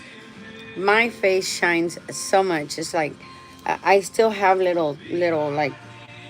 Whoa, I mean, I'm gonna be 50, but I noticed a big difference with the Peter Roth and the eye cream and face cream, and the Botox one too. I don't know. I would try those. Let's see here. What else, Abby? You stick with amiga. Thank you, Abby Quinn. But back then, we had to fill out the paper by hand and mail it in. Now I hear you punch in the hours over the phone. They do. And you know what? They're going to end up getting rid of that phone system also. They're transitioning. They're transitioning a lot of people from telephone to online. The problem is that our elderly do not know how to use the online, and some of them are still using the phone, but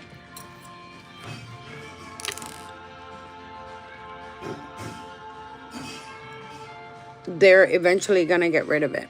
Eventually. Oh, I put too much Tabasco. So it's better to do it online.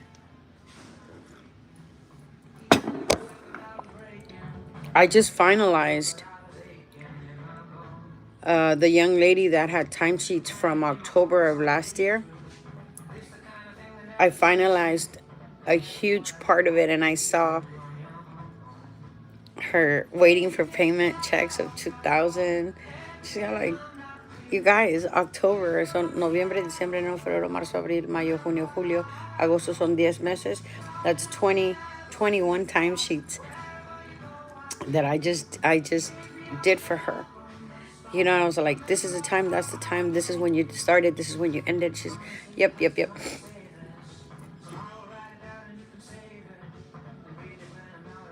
And every check is literally over 2 G's. I saw it and I went, I was just like, yeah, you know, it's not my money, but it makes me happy. So it's a lot easier on the computer, Quinn. Marta, se me salió la baba. You look really good. How long have you been taking it? For a year. Took a year for the 70 pounds. And you could see it. We go with the Ozempic, Wegovy, or the Saxenda, whatever you alternate, pills or injections, because I had to do research. Because the shots were scarce, so I used the pills, and then they have 7 milligrams, 14 milligrams. Excuse me. So I had to kind of do the math and see what I should be taking, because it's different medication. Le eché mucho chile a las papas, and I like those hash. What is it, French? I think they're hash browns.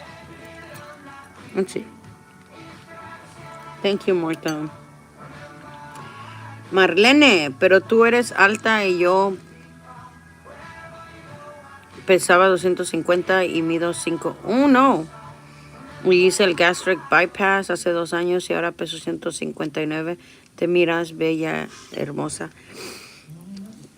Thank you. She says, but you are tall. Yo mido 5'3". Y se me hace que ya perdí una pulgada. I think I lost. I'm 5'3". I think I lost an inch, because we get shorter as we get older. She used to weigh 250, and she weighs, what is it? She measures 5'1". She did the gastric bypass 2 years ago, and now she's 159.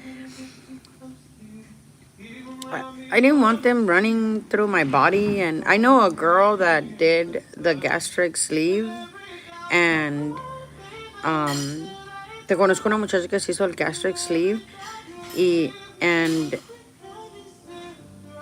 she now is iron deficient, so ahora le falta hierro en la sangre, and she has to go to the doctor once a week, 2 to 3 times to get I think it's 2 times to get iron. Le tienen que meter hierro por las venas. I'm glad it worked for you. I don't want anybody cutting my stomach, except if I have like little rolls on the outside, but not on the inside. I'm a little scared, but we'll figure it out. We'll figure it out. But that's good. I'm really happy. Jody, what is that white stuff on top of the pancake, Sandra? I think she said it was sugar powder. Sugar powder? I haven't tasted it. I'll tell you what it tastes. The eggs are good. I don't like the yellow ones.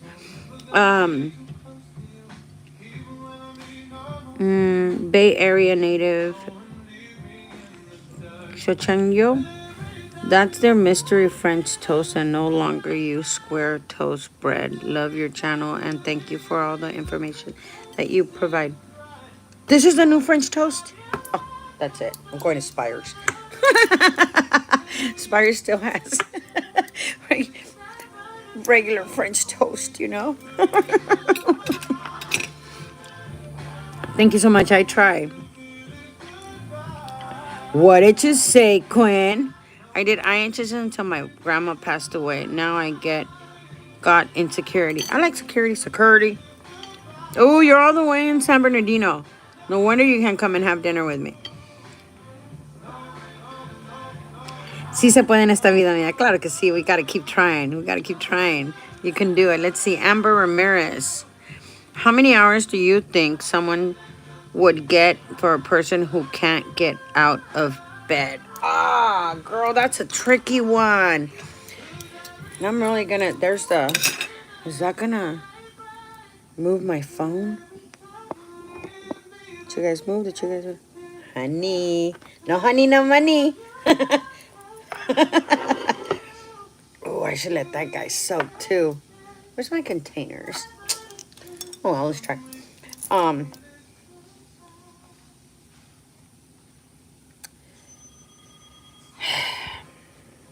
so it's a little tricky when it comes to, um, yeah, this is not French toast. Oh, well, it's a little tricky when it comes to, you're asking me how many hours can a person that cannot get out of bed, and since I'm already here, I might as well go over here.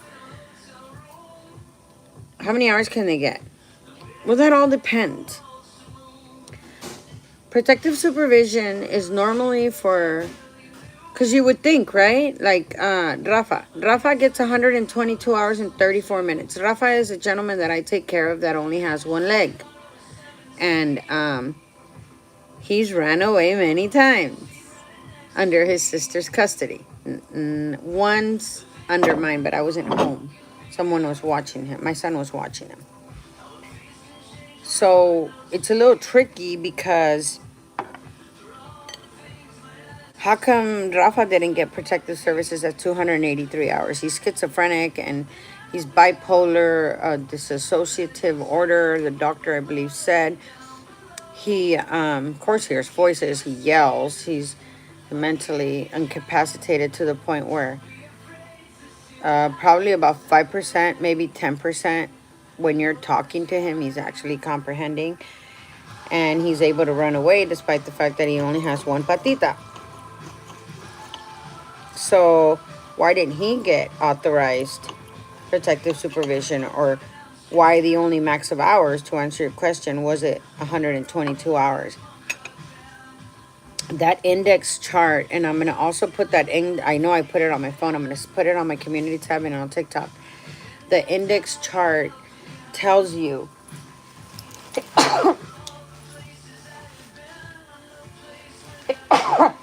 oh Lord, that's how you should sneeze. Excuse me, sorry. Not all pew, and you shrink your lungs, you know. They go by that index chart. If a person can't get out of bed, then that means that they can't run away. But if they have upper muscular strength, then they can try to get out of bed. And once they try to get out of bed, then that's when they fall and they break a hip or a leg or something.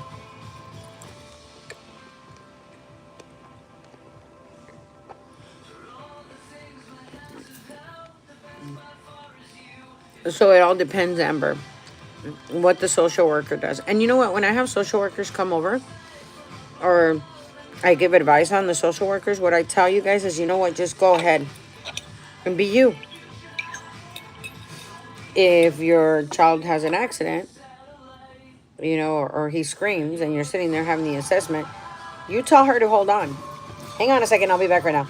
And you go, or him. You know, the social worker has to wait.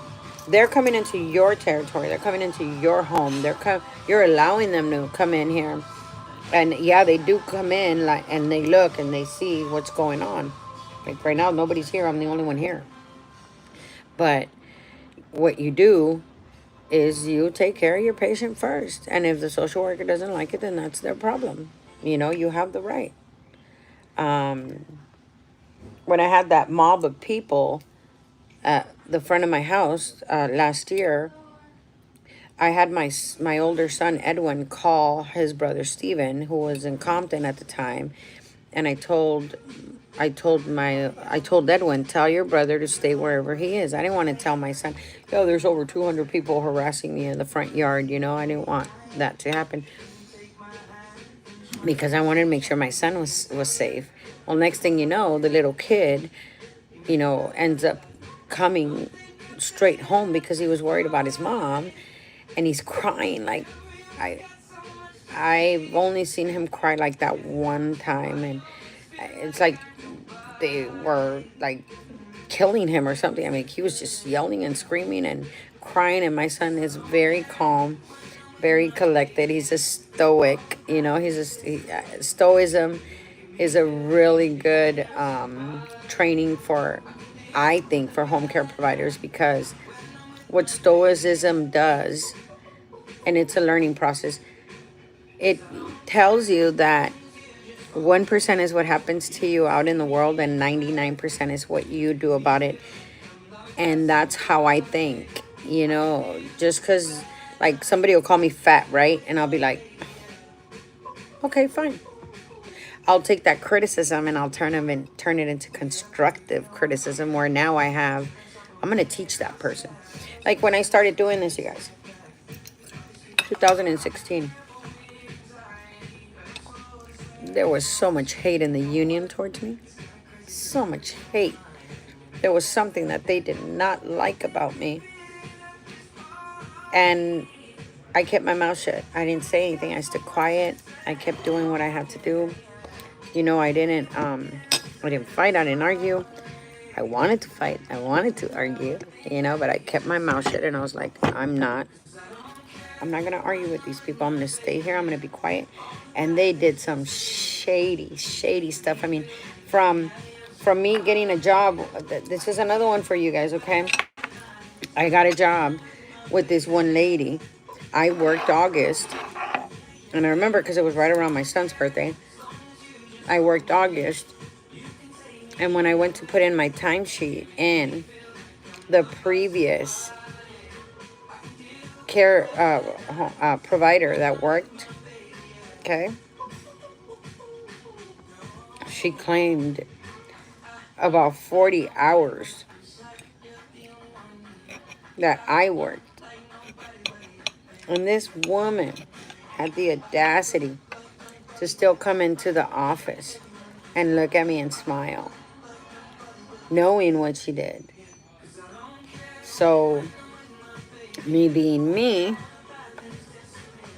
I walked up to her and I told her, can I talk to you for a minute? She's all like, sure.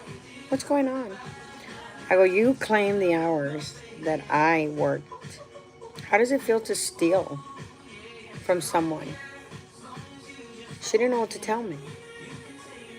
So I followed through. I said, you either pay me my money, or I'm going to follow through with this all the way to the top, to where your name is going to be smeared all over the union, and it's going to affect you getting another job as a home care provider.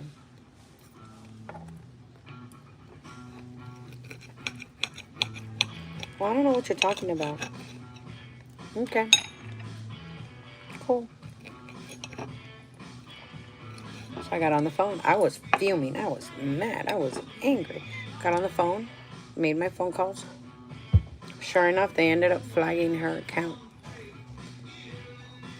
But unfortunately, the process for the fraud department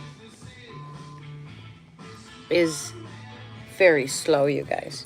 Very, very slow.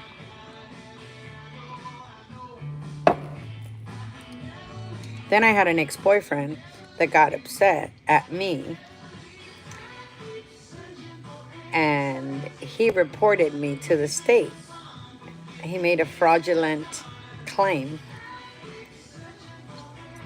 And this was like, I want to say December.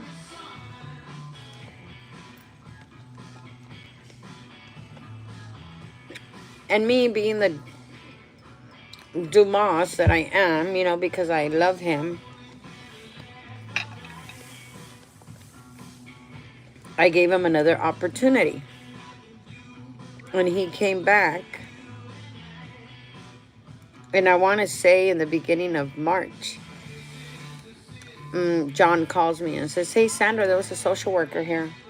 She was asking questions about you. I wasn't expecting anybody. What did they say? She was asking me, like, how many hours you work, and what do you do, and when do you come, and where do you go, and what kind of a person you are. And I just told her that I couldn't live without you. And I was like, oh my God, John, are you for real? He's all like, yeah, I just told her, you're amazing. You do everything for me. Even before I ask, it's already done or it's already here, you know, because John used to say, whenever you go to the supermarket, always bring a jar of peanut butter. You can never have too much peanut butter. So for his birthday, I had my kids, Edwin and Steven, make him, and he loved Rice Krispies, so I had them make him some Rice Krispies. And he was just happy. But I had this boyfriend that came back. Next thing you know, I got a social worker from the fraud department that's talking to me, a supervisor from Los Angeles. And I went back to the house because I was giving his friend a jump with my car. That I didn't really like the guy, but John asked me to, so I said, I'll do it for you. So I went over there, gave him a jump. And he came home, and I came back to John's house, and then he gives me the business card, and, I call her.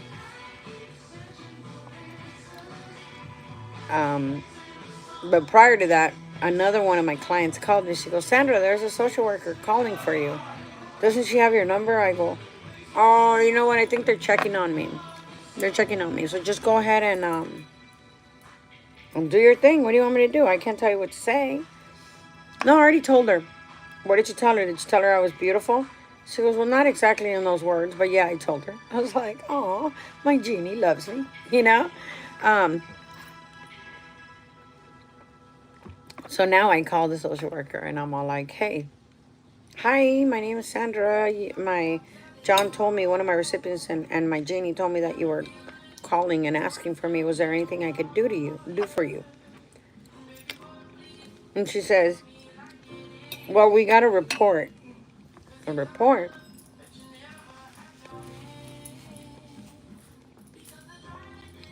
That says that you're not working what you're supposed to be working. I said, really? That's interesting. Did you know that I'm also on call? Because my clients live like 10, 15 minutes away from me. But please, continue. Well, they're saying that you're not working and that you mistreat people. Really? Okay, cool. So what are we going to do now?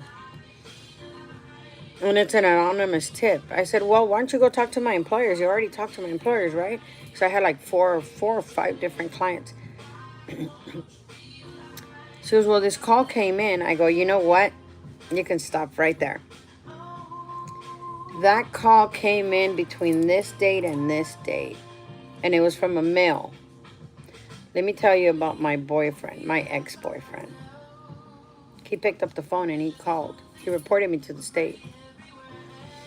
And the social worker was like, I don't need to hear it. The supervisor, she goes, I actually picked this case myself because I've seen you on YouTube. I was like, yay. I'm like, good. Am I doing a good job? She goes, yeah, you are. You are. We're very accurate with the information that you give. There's some little things there. I go, well, then teach me so I could be more accurate. I said, but I know it was my ex-boyfriend because I kicked him out. She goes, yeah, I've already verified and you're fine. So I went home to where my boyfriend was because remember I let him back in. And I looked at him and I said to him, how much do you love me? And he says, a lot. I go, like how much? How much do you love me? A lot. Where's this coming from? And then I already already taken a picture of the business card just in case he snatched it off my hands. I took out the business card and I said, here you go. This is how much you love me. That you would call the state on me because I kicked you out of my house because you were cheating on me. That's how much you love me. And I was so broken, you guys. I was so broken. The person that you're sleeping with is lying to you, is cheating on you. It's probably stealing from you, you know. At this point, it doesn't really matter. I was so heartbroken. And I wanted to do so many things, but I also learned that you're not supposed to hurt the ones you love. no matter how hard it gets. I'll never hurt him. And it's not a thin line between love and hate. There's no thin line. There's a line, but it's not thin. So I looked at him and he says, well, what are you going to do? I said, you know what I'm going to do? I'm going to go swimming. I'm going to go swimming. Because when I'm in underwater and I have my goggles on and my flippers and I look like a beach whale, nobody can see my tears. They blend in with the water. And I did that. I've learned to forgive him, but it's hard. It's hard. There's a saying in Spanish que la burra no era arisca, así la hicieron. The donkey wasn't coarse, you know. Somebody made that donkey like that. I don't think it's coarse. I don't think the word is coarse. Let's see here. So I hope that answers your question, Amber. Quinn, you have a kind heart, and I saw that right away. Many people wish they had someone to care for them like you do. I do care about you guys. I do. I care, and I mean, I'll be straight up front. And you're right. You know, we need more people. There's a lot of good people out there. I could be really mean, like. I just pray a lot, you know, and I look for guidance, and I was ready to just drag that female out of my shop and be like, you gotta go, girl. You gotta go. I'm gonna be nice to you. I'm gonna ask you to go. But there's a lot of bad thoughts that go through people's heads, and I'm people. So, but yeah, I made a promise to God that I was gonna try to be like Jesus was on this earth when he was here, and that's actually the only thing that holds me back, because I have a word. I keep my word, and sometimes I make a mistake, and I'm like, Lord, please forgive me. I'm angry. I'm upset. There's when I went to when you guys get angry, let's just say you get angry at your husband, right? So you're mad at your husband, so now you're going to go tell your mom, your sister, your brother, your uncle, you know, this pissed me off, and he did this and he did that. And what that creates is that pretty much spreads out more fire, okay? Makes the flame even bigger. If you keep it to yourself and don't tell anybody, it burns on the inside. It burns you. It eats you up, right? And I was so angry. I was just like, I'm going to go kill somebody. No, I'm just kidding. I was really, really angry. And I was like, I can't handle this pain and this anger. I'm going to church. And I went to church, and fire department, firemen, when they're stuck in a building and the building is in fire, they have this tactic called vertical ventilation. So what they do is, like, the whole building or the whole room, let's just say a room to keep it small, it's on fire, and they can't, it's consuming them. So what they do is they puncture a hole in the ceiling, in the roof, to let all the hot air, and then everything just goes out that way, right? Okay, cool. Well, I'm angry, I'm upset, I'm pissed off, I want to go do this, I want to go do that, because I'm human. And what I realized is that if I go tell Manny, Mo, and Jack what homeboy over there and TJ is doing to me, they're going to get mad at him. They're going to handle him and take care of him. That's my son's father. You don't hurt the ones you love. And if I keep it to myself, I'm angry and upset on the inside, and it's affecting me, eating me up. So what I did is I started venting vertically.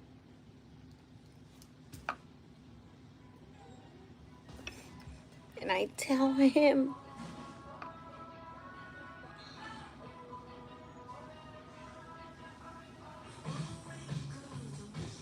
and I have faith. So yeah, I have a good heart, but I'm also mad and angry and hurt. And that's why I did this, because I need you guys to know, like, let me help you. You know, I feel like crap. Let me help you. But if we were to vertically vent to the Lord and tell him, you know what, or to the universe, I don't know what you guys believe in. If we vertically vent to the universe or the Lord whatever you guys vent to, accept people and spread the fire, whatever belief you guys have. Oh Lord, there goes my contact. Vent to, it's healthier, and someone's hearing you, and it'll be all right, and you can have dinner at midnight. Oh, 12:22. Hey. So yeah, I mean, I get mad too. There's a lot of people I hurt, it directly and indirectly. But thank you. Let's see. You filled out all the four. Oh yeah, I filled all those out for her. Like we worked together. I had to do that for my cousin, like 2015. All that back pay. Yeah, yeah. You're talking about 50 grand. And I get 15% of that. That's what she pays me. So you're talking about 7 G's. But it's a lot of work. And right now, her thing's not done because the social worker didn't input. The social worker gave her 247 hours and then 17 hours and 45 minutes, which is, it's like an hour and 45 minutes, 265 hours and 45 minutes is what she has. So when I went into the system to try to do it, I did the bigger chunk, but then I did the second recipient, which is her other son. It wouldn't allow me. It kept giving me a message at the top, you're exceeding 66 hours. So I called her and I said, we need to call the social worker. So I called, on with her three-way, and I left the message. And she was like, damn, you're good. I'm like, no, I don't talk the way I look, and I don't write the way I look. I mean, there's some knowledge up here.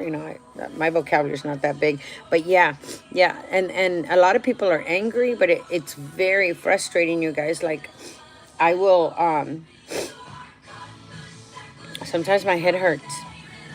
My head hurts because it's a lot of numbers. It's a lot of stuff that I'm going through, and I know when I can and can't do it. So what I'll do is I'll just go ahead and take a break. I'll tell my son, you know what, I can't think. I need my brain, or I'll have a headache or something, and I'll take a couple of pills. I'll sit there, I'll chill, relax, play with my dogs, do something that'll make me happy, or just sleep. And then once I wake up, all right, let's rock and roll. Let's get this paperwork done, because I am not going to make a mistake on anybody's time, not on my shift. And I pray for that, because sometimes, you know what? Let me tell you something. On TikTok right now, I have 1,440 blah blah followers, right? I have to have 10,000 followers in order for me to get paid from TikTok. But I've also seen how TikTok takes away the accounts. Excuse me. And then I've also seen people where their head blows up. When I got, I don't know, thousands and thousands and thousands of followers. And I'm thinking to myself, last week I was at 900 and something followers. And then TikTok's telling me, you want to promote your video, pay $10 here, you get 50% off. And I'm thinking to myself, why am I going to pay someone else to promote me? I mean, it makes sense. But then I said, no. I'm going to go ahead and I'm going to follow everyone that follows me. And I am going to follow anyone that looks at my content. And that's what I did. And then lo and behold, there's like 45,000 views on one video. And I'm getting a lot of comments that I'm answering. But my goal is not to have 10,000 followers. My goal is to follow 10,000 people. Because the only reason I am where I am with you guys on YouTube is because of you guys. So how hypocritical would it be for me to be like, well, I got all these viewers and all these followers and I got no, because see, that's how people start losing them. Oh, she forgot to be humble. She forgot that she got up there. And who put her there? She forgot. I'm not going to forget. I'm never going to forget where I came from. I'm never going to forget who I am. And I'm definitely never going to forget the people that put me there. So I pray a lot and I ask God to humble me all the time. If I'm doing something wrong, to humble me.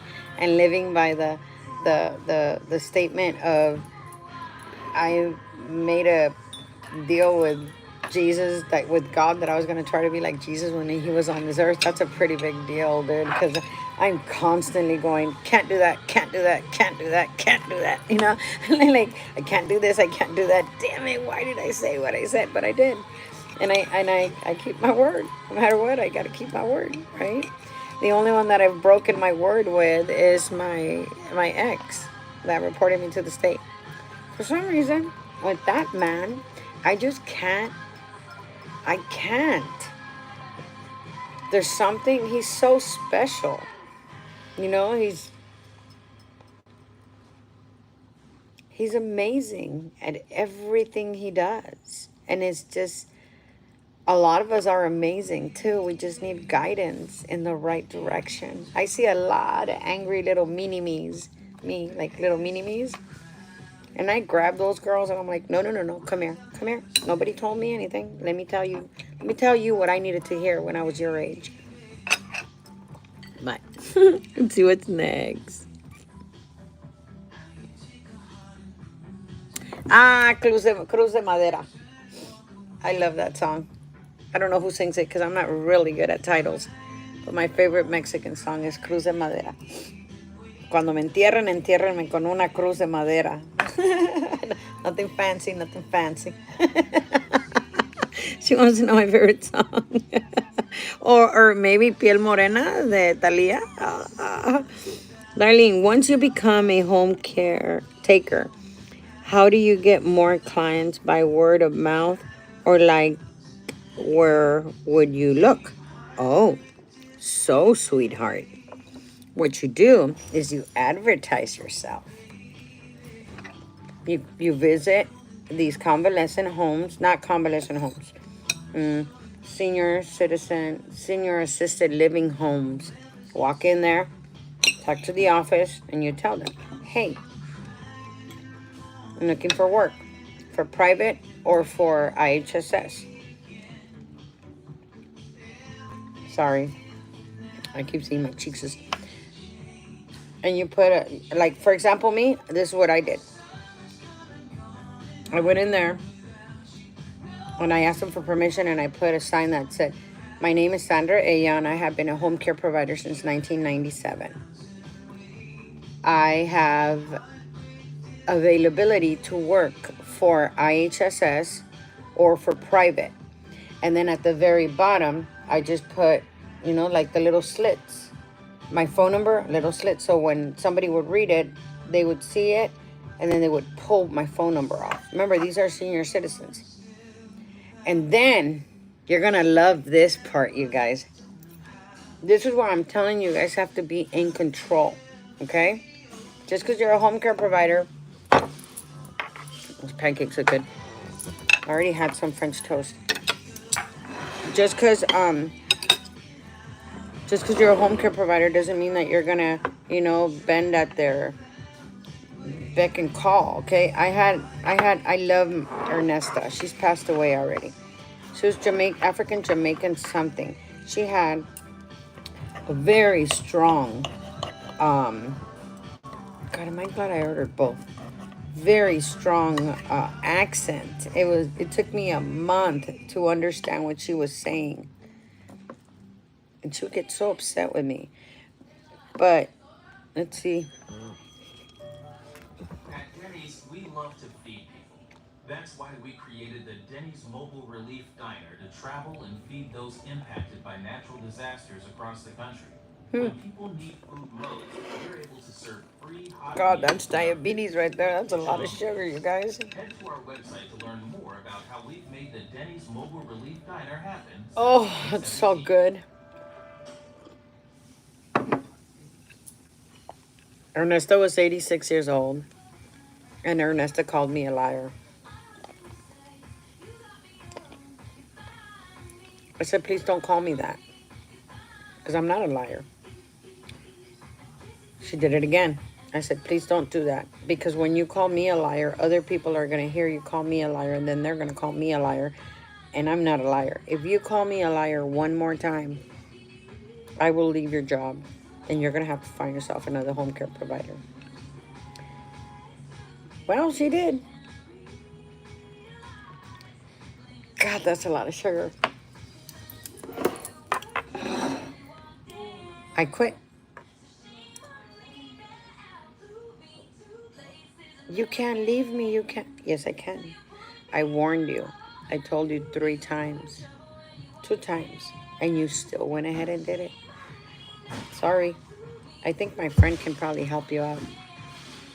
And I ended up sending my friend over there. But I stopped working and I became unemployed. This is where I'm telling you guys that you guys have to have the respect that you deserve for yourselves. Because people will run you over. So what I did is I advertised myself like that. Sorry, I'm trying to eat a little quieter. In different convalescent homes. And then this is the part you're going to love. So let's say that this particular person has 20 hours a week. Okay? They have 80 hours a month. I don't like working Saturdays and Sundays. Um, so I go interview and I ask them, how many hours do you have? So then they're like, oh, 80. So that's 20 hours a week. Okay, cool. Then I look at the week and I say 4 times, no Saturday, no Sunday. 4 times 5 is 20. That means every day I have to work 4 hours. Excuse me. Every week I have to work, every day I have to work 4 hours. No Saturdays, no Sundays. So I tell them, what time would you like me to come? I can be here between 9, 10, 11, 12, 1. I can come Monday through Friday from 9 to 1. Does that work for you? Yes, it does. Okay, cool. So now I got me a little job that's 80 hours a month, right? But 80 hours a month it's part-time. So then I hang another sign that says that I'm available to work from 2 to 6. And I'll get someone to call me and I'll say, well, how many hours do you have? And I divide it by 5 days because I don't want to work Saturday and Sunday. I need a break for my kids. And I tell them I can work from 2 o'clock in the afternoon to 6 o'clock. That's another 4 hours. Now, they'll tell me, well, yes or no, and take it or leave it. Doesn't matter to me. I can't give you something I can't give you. So they end up taking it or they don't. And now I myself have set up my own schedule. So in the past, it would work like this. I'm going to work for you I go to an interview. I can work for you Monday, Wednesday, and Friday from 9 to 1. And then I would go to another interview and I'd tell them I can work for you Monday, Wednesday, and Friday from 2 to 6. And then I already got Monday, Wednesday, and Friday booked, and now I have Tuesday and Thursday. I go to another interview, and I'll be like, I can work for you on Tuesdays and Thursday from 9 to 1. And then I can work for you, get that job, and then I can work for you, from 2 to 6. And I just kept going like that. So I knew already that on Monday, Wednesday, and Fridays, I had to work with 2 particular clients, and then Tuesday and Thursday, and possibly, perhaps, perhaps I might consider working Saturday. Might. You notice all that cockiness in me? Like, what? That's how you guys do it. Value yourself. Go in there. I'm going to go get a job. Well, I can actually go get a job if I wanted to. I want to work at Pick Your Parts because maybe they don't have to pay me and then I can just take the parts in exchange. You know, I got a lot of cars. I'm just kidding. That's not going to happen. But I'll get a discount. But I want to go work at Pick Your Parts. And when I go to Pick Your Parts to interview, they're going to tell me, well, we need somebody from this time to this time. And I'm going to tell them, well, I can't work Wednesdays or Sundays unless I want to. I can't work on Wednesdays because it's street sweeping. And I have to move my cars. And it's a lot of cars. It's 8 of them. So they can either take it or leave it. Just like I can take it or leave it. And this is something that us home care providers need to understand, that we have the right to demand or expect certain things. How many recipients don't sign your timesheets, you guys? Well, the recipient isn't the only one that can sign your timesheet. You go to the social worker. Social worker doesn't want this, and you take it to the supervisor. Supervisor doesn't want this, and you take it to the supervisor. And you get it until you get paid. Because you know what? I got the fraud department on these hours. That woman never paid me. And it's all right. Because that was her downfall, not mine. So, that you have to advertise yourself. Put it out there. Be careful with the Facebook posts that they have. You know, it's a regular interview. A lot of people say, oh, it's just IHSS. Yeah, well, IHSS gives me, I think I just told you guys that maybe about, 2 to 3 weeks ago, $6,200 something a month. That's what IHSS, oh, it's just an IHSS. Yeah, well, it pays the bills, you know? Yeah, that's a lot. That's really, really sweet. I'm going to be awake all night. Okay. So I hope that answers, Darlene.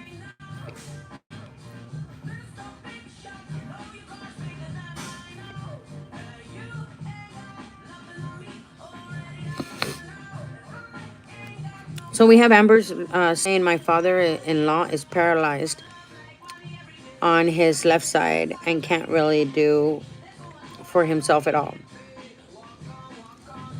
Oh, thank you for the blessings. Oh, that's funny. Sneeze. Boy, I'm delayed.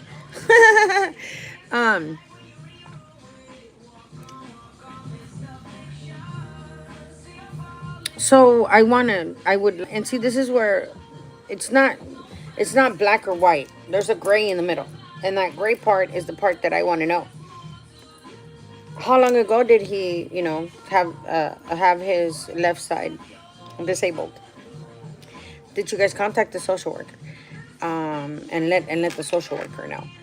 They'll ask you, well, on a good day, how does he do? And then you answer that by saying, well, on a good day, he's probably functional about 60%. On a good day. And good days come around like possibly once a month. You know what I mean? Like they're trying to figure out. They're trying to figure out if they can give more based on the need of the client. So, can he get dressed? Yes, he can get dressed, but with assistance. Can he eat? Yes, he can eat, but with assistance. Can he take a shower? Yes, he can, but with assistance. If he didn't have the assistance, he wouldn't be able to do it. And that's how you increase hours for your I think you said your father-in-law, sweetheart?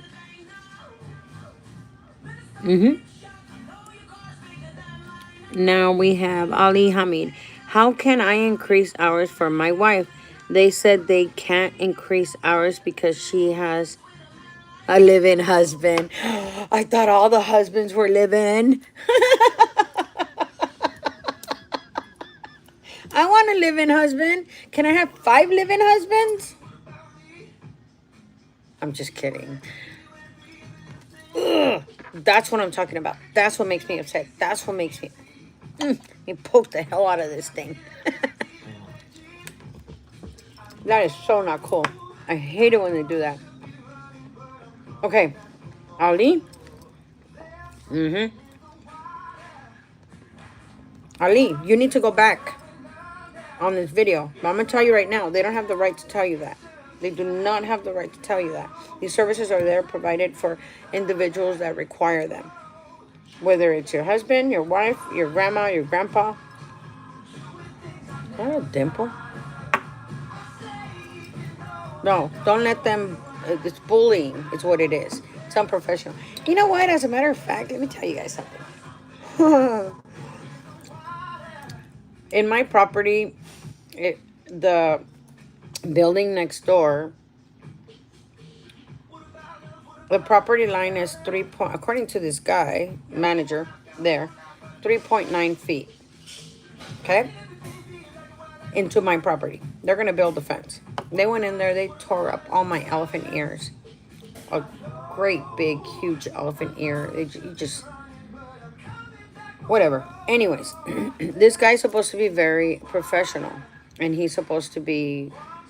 He's trying to get on my good side. But he said some stuff that I really don't like. So then he tells me... Why are you making it so difficult for us? He tells me they're going to come tomorrow, Wednesday between 9 and... At 9 in the morning, they'll be there to build the fence. So now he wants to tear down my fence. And build another fence. And it's just going to create a lot of problems. I said, okay, that's cool. Not a problem. I'll be there Wednesday morning at 9. I'm there at 9, 10, 11, 12. That's the day the social worker had to come out. And I text him and I said, hey, I've been here since 9 o'clock in the morning. I got to go. I have to go to work. Locking the gate. Oh, you guys. This guy kept going and going and going at it. And telling me, well, we told you and we made plans. I'm like, dude, it's 12 o'clock. You said you were going to be here at 9. It's not my fault the material was being turned in late, you know? What? So he had the audacity to tell me, you know, that's why you're being bought out of that place, because you're so difficult to work with. I said, what? Wait a minute. What is your problem? How unprofessional can you possibly be? That is absolutely none of your business whether I'm getting bought out or not. That's irrelevant.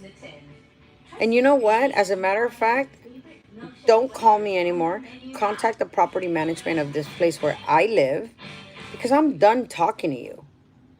So it's really, Ali, what I'm saying here, it's really not his business if I'm getting a nice chunk of change, mind you. I worked for that. 29 years in that house. I'm everything. But it was very unprofessional for the manager next door to even put in his 2 cents. So when they come and they tell you that you have a live-in husband, that's none of their business. Your wife qualifies for these services, sweetheart. Don't let them take that from you, okay? Let's see.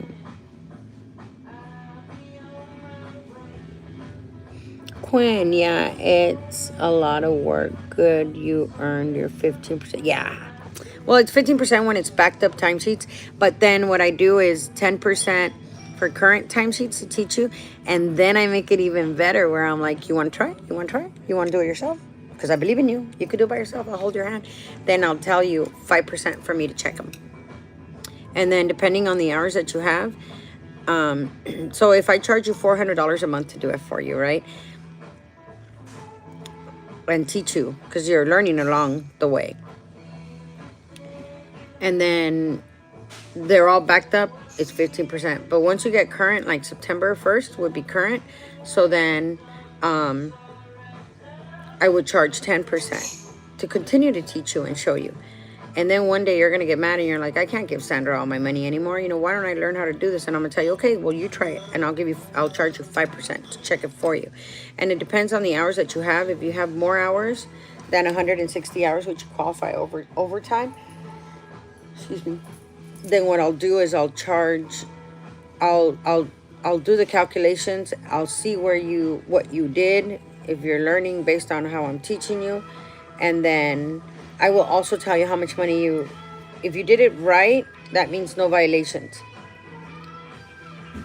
But if you did it correctly, that means all your money. There's a girl on TikTok that's like, I work the max amount of hours and I make 5,400. And I'm like, well, what max amount of hours do you work? 264, 283, 360. You know, and she's saying, well, I never make mistakes. Well, yeah, but that's because you're doing 2 timesheets a month, sweetheart. I did 352 timesheets this month of August. Why don't you try doing that one? But tell me exactly how many hours you have, and I'll tell you exactly how much money you should be making to the T, off by a few cents here and there. Ali, they say she can only get. Bay Area native. Such a beautiful spirit that you are, living life selfless rather than we have to than selfish. I try sometimes I'm selfish when I go to the casino, but I just want to I count numbers. When I get tired of counting, I probably had one too many margaritas, because the buffaloes, they give you money. Buffaloes give you money. But yeah, I have to constantly bring myself, I don't want to say down. I have to count my blessings because they're all around me. And I don't want to forget I have a dishwasher at home. The last time I used a dishwasher, I was 16 years old. I flooded the kitchen because I used regular soap. I didn't know any better. It was more work than the dishes I had to wash. So right now I don't know how to use the dishwasher. You know, maybe I'll use it as a stove and stick all my pots and pans in there. I have a garbage disposal. I know I like my own personal garbage disposal. And I know it sounds stupid, you guys, and or forgive me for the word, you know, it sounds dumb, but God, I haven't had the simplest things in life that everybody takes for granted. And I'm so happy that it's my turn to have a dishwasher. It's my turn to have a garbage disposal. You know, it's my turn to have a nice floor that's brand new and it's not falling apart like my home. You know,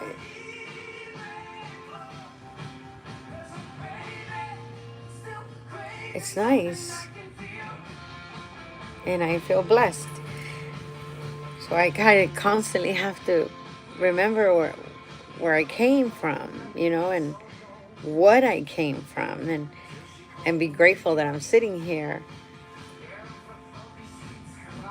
talking to the whole world. And I hope I can help, you know, with what I'm saying. Thank you so much. I don't know what the M is for. You're welcome. Ali, they said she can only get 50 hours per month because someone of the duty. It's because some of the duties fall on the husband. Oh, no. She is bedbound. Ali, you better call me. You better call me. If I have to get on the phone and advocate for you, I'll do that. But all of that stuff that you're saying is not cool. It's not professional. It's not right. Oh, yeah. And I didn't let that guy back into my house either, the manager next door. And I told him, hey, you need to remember that is not your property. You're an employee. Yeah. Maybe you forgot. Or it went up to your head because you're managing all kinds of properties. that you're an employee and you rent yourself out to get that job done. But being a home care provider is amazing because you get to build a rapport, you get to build a friendship, you get to build a relationship. I went to see today about 6 of my clients in TJ. I just got back from TJ and I was out there, and you should have seen. Well, I mean, they haven't seen me in about 2 months, maybe 3 months, right? And I've lost a lot of weight in that time, and every single one of them are like, "Oh my God, you look amazing! You look amazing! You look so beautiful!" You know, I mean, it's a little awkward for me, for people to like tell me that, but I was like, I value your relationship. I know I'm not here. I'm going to call you because I have my number. I have your number. I'm going to call you. You're going to have my phone number. You're going to call me. You're going to call me and you're going to keep in touch with me. And they were so happy to see me. Like, it was, I knew they were going to be happy to see me. But one of them in particular, a 61-year-old lady, she's beautiful. She's I want to look like her when I'm her age.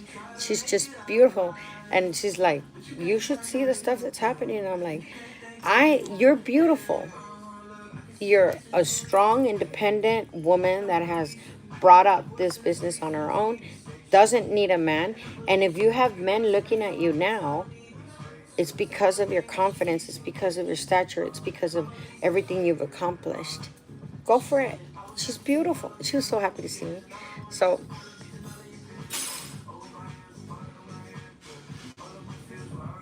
I don't like it when people take advantage of people. So you need to call me. You need to call me, okay? Some of the duties fall on the husband. What should I do? Should I file an appeal? Yes. Behind the notice of action, when they give you the hours, there is 90 days for you to appeal their decision. Take it all the way to the court. Talk to the judge. Yeah, it is your duty. But that's why they have these categories to write down what these hours are for. He says, Ali says, in your experience, how many hours she should qualify? I even tried talking to supervisors, but no help. She told me pretty much same thing as the social worker. And like I said, that's why you have to appeal it and take it to a judge. A judge will see. I have a lot of lines in my forehead. A judge will listen to your story. I'm sorry, I get sidetracked. A judge will listen to your story, and he'll take the evidence that you provide and base it off of that. So you have to appeal it. I would appeal it. I've always said to myself,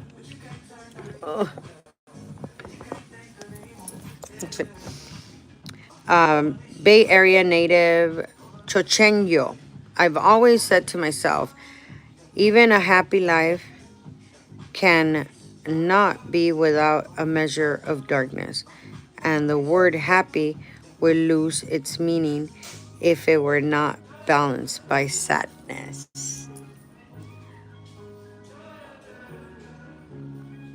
Yep.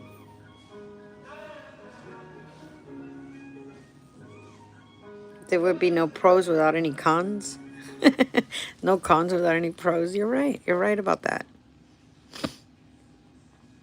How are we supposed to know the difference if we can't have both? For we should embrace every present day with love, regardless of the challenges we deal with in our daily life. And that's why I tell the Lord, thank you.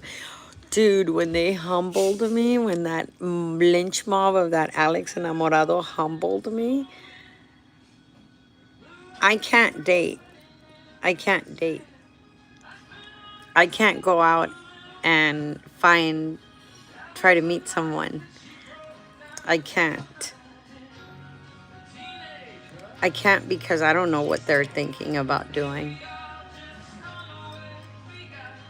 I'm scarred. and a lot of it is my own fault, but it's making me a better person. But it's hard, so I'll probably be having a lot of these dinners by myself. And I'm all right with that, because even when I'm learning to say thank you when I'm being punished by God. I'm learning to say thank you when somebody insults me. Because even in the bad parts, we should be grateful for what I believe in God. I also believe in karma. I believe in the universe. But I have to believe that someone is watching me and taking care of me, because I suffer from a lot of stuff. I mean, I come from a dysfunctional home, and no support system. My son, my 30-year-old, is my backbone. He's kind of stuck with me because I'm his mom, but I have to believe. I've seen the miracles that God has done. He's rescued me from a lot of stuff, and even now when he punishes me, and I am still grateful, because I know there's a reason behind that. Ali, thank you so much. You are very nice. How can I contact you? Oh, Ali, if you're still there, I need you to get a piece of paper and a pen, because I'm going to give you my phone number, okay? So you can write it down. Darlene, damn, the waiter has not even checked on you once. Oh, Dulce. ¿Dónde estás, Dulce? I think she knew I know, right? I don't think I need anything, but I think I'm done. Look, this is what I was telling you guys. See, I ate a little piece there. I ate a sausage. No, three. I think it was 3 sausages. Half of the ham. That's diabetes right there. Dulce. Okay, Ali, 562. It's a waitress. I think, I don't know if, oh, I'm sorry. Oh, 562-281-3219. Ali, don't be blowing on my phone, you hear me? Call me once, leave me a message, and then I'll call you back as soon as I can, which won't be too far. But yeah, I'll help. There's a lot of stuff. I mean, like I said, if I have to get on the phone, yeah, yo ya me llené. That's it. I had enough food. That was amazing. I had dinner with you guys. Hey. I shouldn't be drinking any more coffee. She can't hear me. Because she's way back there. Dulce. Mándame a la Dulce. Who doesn't love Denny's? If you can't answer that question, I love Denny's. You're welcome, sweetheart. So what do you guys think this is going to be in about 40 bucks? God. How much tip should I leave her?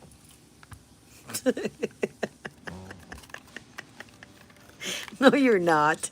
We need to go out to dinner together. We'll get serviced. This guy wanted to meet me a long time ago. It's so funny. He wanted to meet me a long time ago, and he's like, I've been waiting for a very long time to meet you, Sandra. I was like, really? And he starts asking me questions. And then he says, well, do you know how to cook?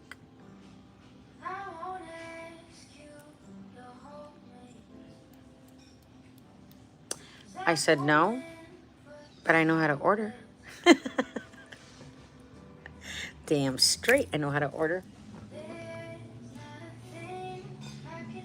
And then I walked away. Not interested. Ah, Chihuahua, niña. Oh, my shoelace. Oh, my shoelace. Sorry. I had a little thing on the back of my phone that would hold it. Well, what happened?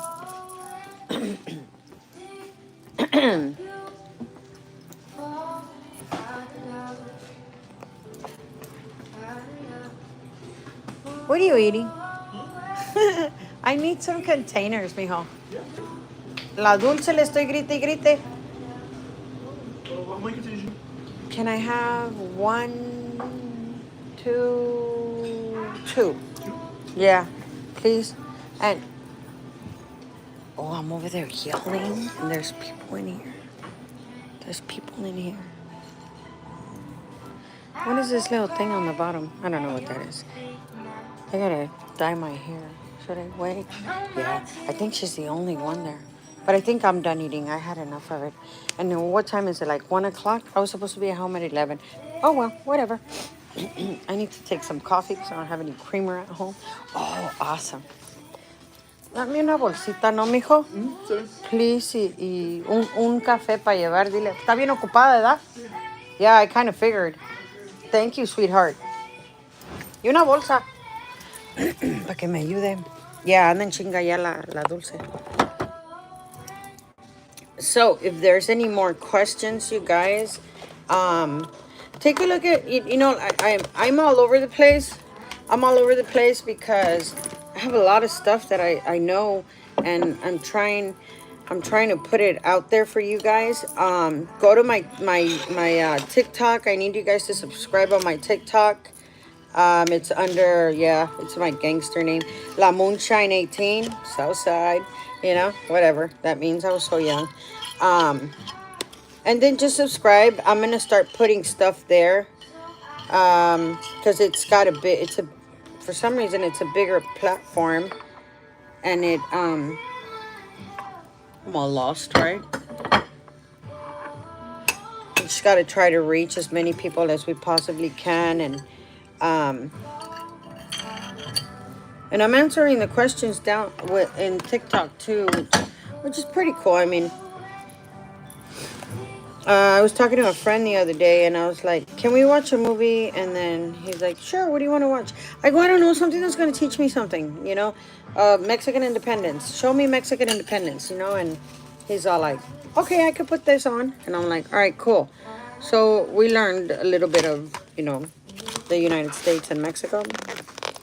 But, oh, I just got a notification saying that my timesheet was approved. Not approved, it's been processed. See, I did it this morning. That's another thing too. Sometimes timesheets, there's these people. I got a lady that's calling me and telling me, how come I haven't gotten paid? How come I haven't gotten paid? Not one of my clients, okay? She goes, how come I haven't gotten paid? Normally it takes like 3 days with direct deposit for us to get paid. I said, I know it does. But the 15th was on Thursday. And then you have Saturday, Friday. So you have Friday and Saturday and Sunday. It doesn't work. So you're not going to get paid until like Tuesday. I'm bringing a new batch though. Oh yeah, that's cool. I'm going to drink it in the morning. I actually just need the creamer because I haven't gone to the store. Oh, yeah, no, But I love Denny's coffee. And, ¿Qué más? no, and the bag is in the front too. Awesome sauce. And the check too. Yeah, me quiero llevar una de esas de... And they can give you a check in the front because I think she's like busy. Yeah, I know. I thought I was alone in here. How many people are in here? Like 5? That new table just sat down too, and I'm about to go home too. I've been here since like 5. Oh, wow. Yeah, I had a full shift today. That's awesome. I mean, it's a lot of work, but No, fine. I mean, yeah, you are. So. you're young. You can handle it. I used to be like you. Go to work all day long. 10 o'clock came around. I got ready. Went out to the club. Yeah. Got home at 4 in the morning. Took the kids to Disneyland. And then the next day I took them to the aquarium. You're a baby. Thank you, mijo. I want to take the creamers in my coffee. Es que no he ido a la tienda a comprar creamer. I'm so lazy. But if you guys have any questions like that, like start, I want to do little skits, and on, well, skits are the ones that go in my head, you know. I want to do little examples, like the gentleman, I think he just texted me and he's like, you're on live? I'm like, yeah, I'm on live. I didn't answer him because I'm talking to you guys, but yeah, let me know what I can do to help you guys. Thank you for joining me for dinner. It was amazing. I love you guys. I'm here to help you. I do feel better.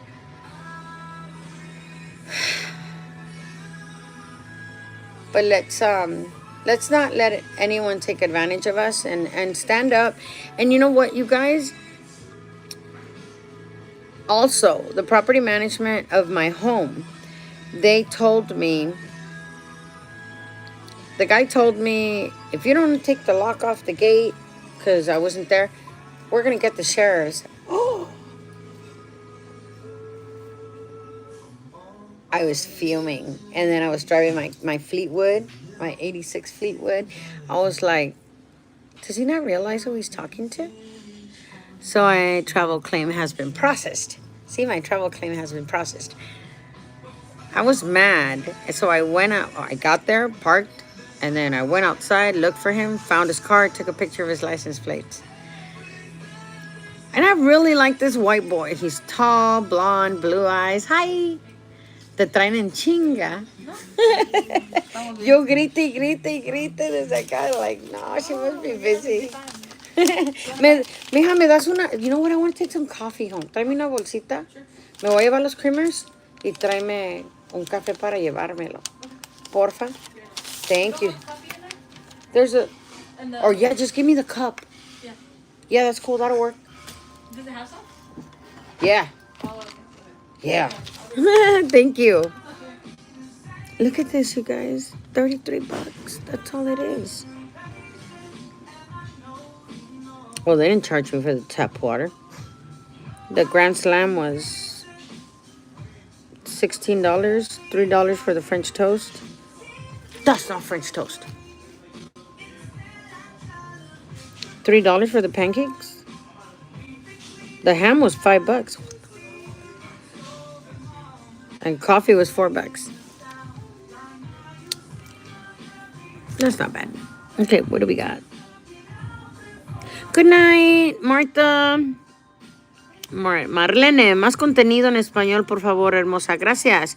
Sí, claro que sí, hija. Nomás que en veces se me suelta la lengua en español, en inglés. So sometimes my tongue just flows. I love my Spanish speaking. I'm getting better. Me estoy poniendo mejor en español, pero también en veces hay unas palabras que se me atraban. So sometimes some words like kind of get stuck and I'm like, okay. Thank you, darling. Who's pissing me off? The neighbors. That's why I'm moving. Nobody's pissing me off. It takes a lot to make me angry. I feel really good now. You guys are like amazing. Gracias, muchas gracias por educarme y por tener un corazón humilde y darnos mucha información. Hermosas bendiciones. Thank you so much. You're welcome, sweetheart. Aquí estoy para ustedes. Just let me know what I can do. Díganme qué es lo que puedo hacer y pues salimos adelante juntos. Al cabo, todo lo vamos a dejar aquí. Thank you. Thank you, mija. All right. Coffee. Oh, ya me tapé. But yeah, okay. So this is what. So go in and subscribe to my TikTok. And then what I want you guys to do also is leave me comments, leave me questions on stuff, and I'll answer them. You could do. I do the same thing here for YouTube. I try to get in at least once a day, twice a day, depending on what it is that I'm doing. And I think I want to take this coffee. I'm going to take the whole damn jar. I'm going to spill it again, huh? Yeah. I love coffee. So if you guys have questions, just ask. Ask me, and I'll answer them for you. I'll get back. If you guys can't find the answers to the questions that you're asking me, then text me and say, hey, I'm texting you from TikTok. My name is blah, blah. Or, oh, wow. Okay, mija, thank you. Text me from, tell me you're texting me from YouTube, whatever it is that you guys want to do, so I can answer your questions. And normally it's really easy, like one question or two, and they're at the top of my head. But sometimes it leads, if you see me hesitate in answering, it's because I'm busy doing something. But I definitely get back. I don't save you guys' numbers unless you guys give me permission to save them. And then I have pretty good memory. I might ask you guys. I'm taking all the creamers because I don't have any at home. I have to go shopping. So, and I already told them I was taking the creamers. That's terrible, huh? I know. They're like, how do you do it, Sandra? I don't know. I just do. But tell me. Talk to me. Tell me. Leave me a message. I need to get on top of it because nobody's answering, you guys. So I need to answer, and I'm answering a lot faster than social workers do. And sometimes I have little connections to get together, you know. I just spoke to Tulare County. This girl, her name is Sandra. She answered. She's like, "Hi, thank you for calling. La la la la. My name is Sandra." And I was like, oh my God, you have such a beautiful name." And she's all like, "Oh, thank you." I go, "Well, Sandra, my name is Sandra, and I'm really glad to meet you. And I really, really need your help." And it was like an amazing experience with Tulare County. I was like, "I do this and this and this and this and this." She's like, "Really? Wow, that's awesome." They either really want me to go or they really forgot, because now I got 2 coffees. I have coffee at home. I just don't have any hazelnut creamer. I gotta go get some. But I'm tired by the end of the day, so I'll take both cups. And then I'll just chug my water.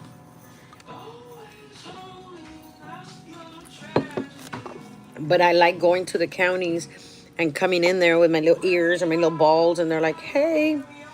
50 years old and I'm still wearing balls on my head. You paid for it, take it, hell yeah. Sound like my mom, girl. She wants to take everything on the table. I'm like, "Ama, ahí deja eso. Leave it alone." I only see as a little P, sweetheart. "Hi, I hope you're doing well. Just wondering, I'm a provider for my son. If I travel for vacation with my son, I mean overseas, still I can get paid for IHSS."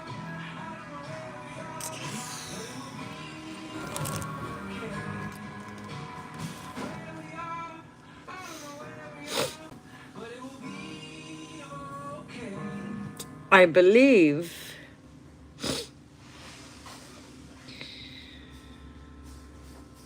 and I'm digging, okay? That's what I'm doing. I'm digging in my brain. I'm just waiting for the waitress to bring me the shovel. Just kidding.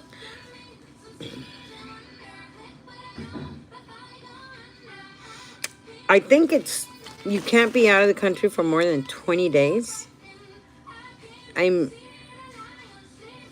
leaning towards 20 days.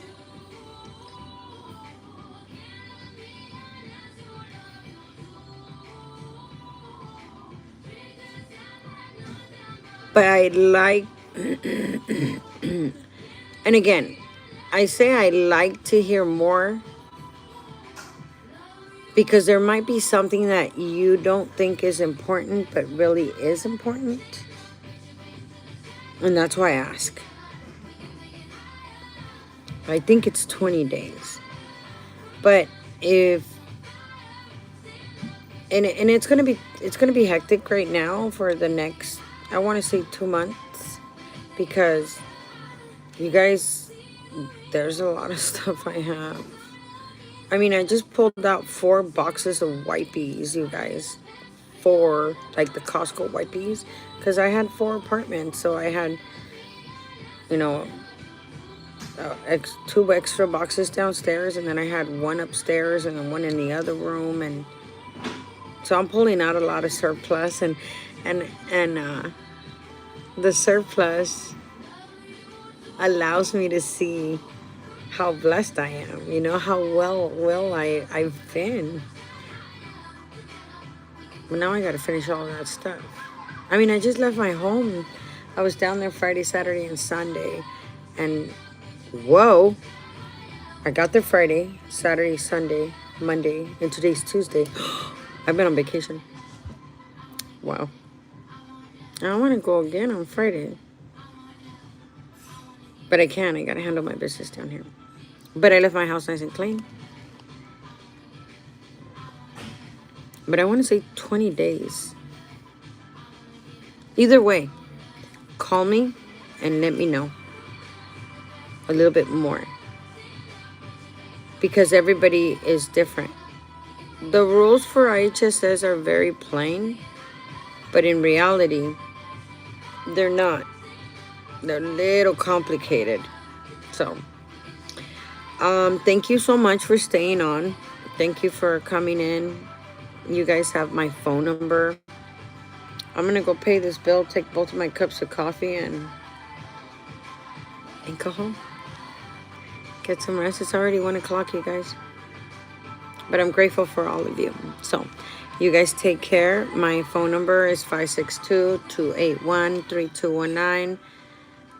Give me a text. You know, you can call, but if I can't answer, I'll call back or I'll text you back and say, hey, what's cracking? Let me know how I could be of service. Thank you so much for all your time. I'm here to help. I love you guys. Keep it up. Share, comment, like, subscribe. Follow me on TikTok, La Moonshine18, and then just keep on keeping, or keep on. Yeah. I love you. You guys be good. We're gonna go home now. I gotta go smoke anyways. How do you do this? Wait. Okay, I love you guys. No, please no te vayas. What do you mean? Thank you. I will call you later this week. ¿Qué pasó, Marlene? ¿Qué ocupas, hija? Pues tengo que ir a pagar el bill.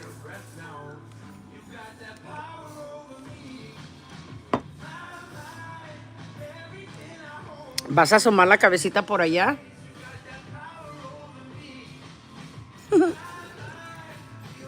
Pues nomás tengo 2 manos y no puedo agarrar el teléfono. Okay, ahí nos vemos, mija. Ya apuntaste mi número de teléfono. You guys wrote down my number. Give me a call. Let me know what's going on. Look at my eyes are like super red now. And I want to go smoke a cigarette. So I didn't want to step on his floor because he just mopped it. It makes me feel bad. But I can skip over there. But let me know. Let me know what I can help you guys with. I love you guys. Have a blessed night. Take care. And I'll talk to you soon. Thank you.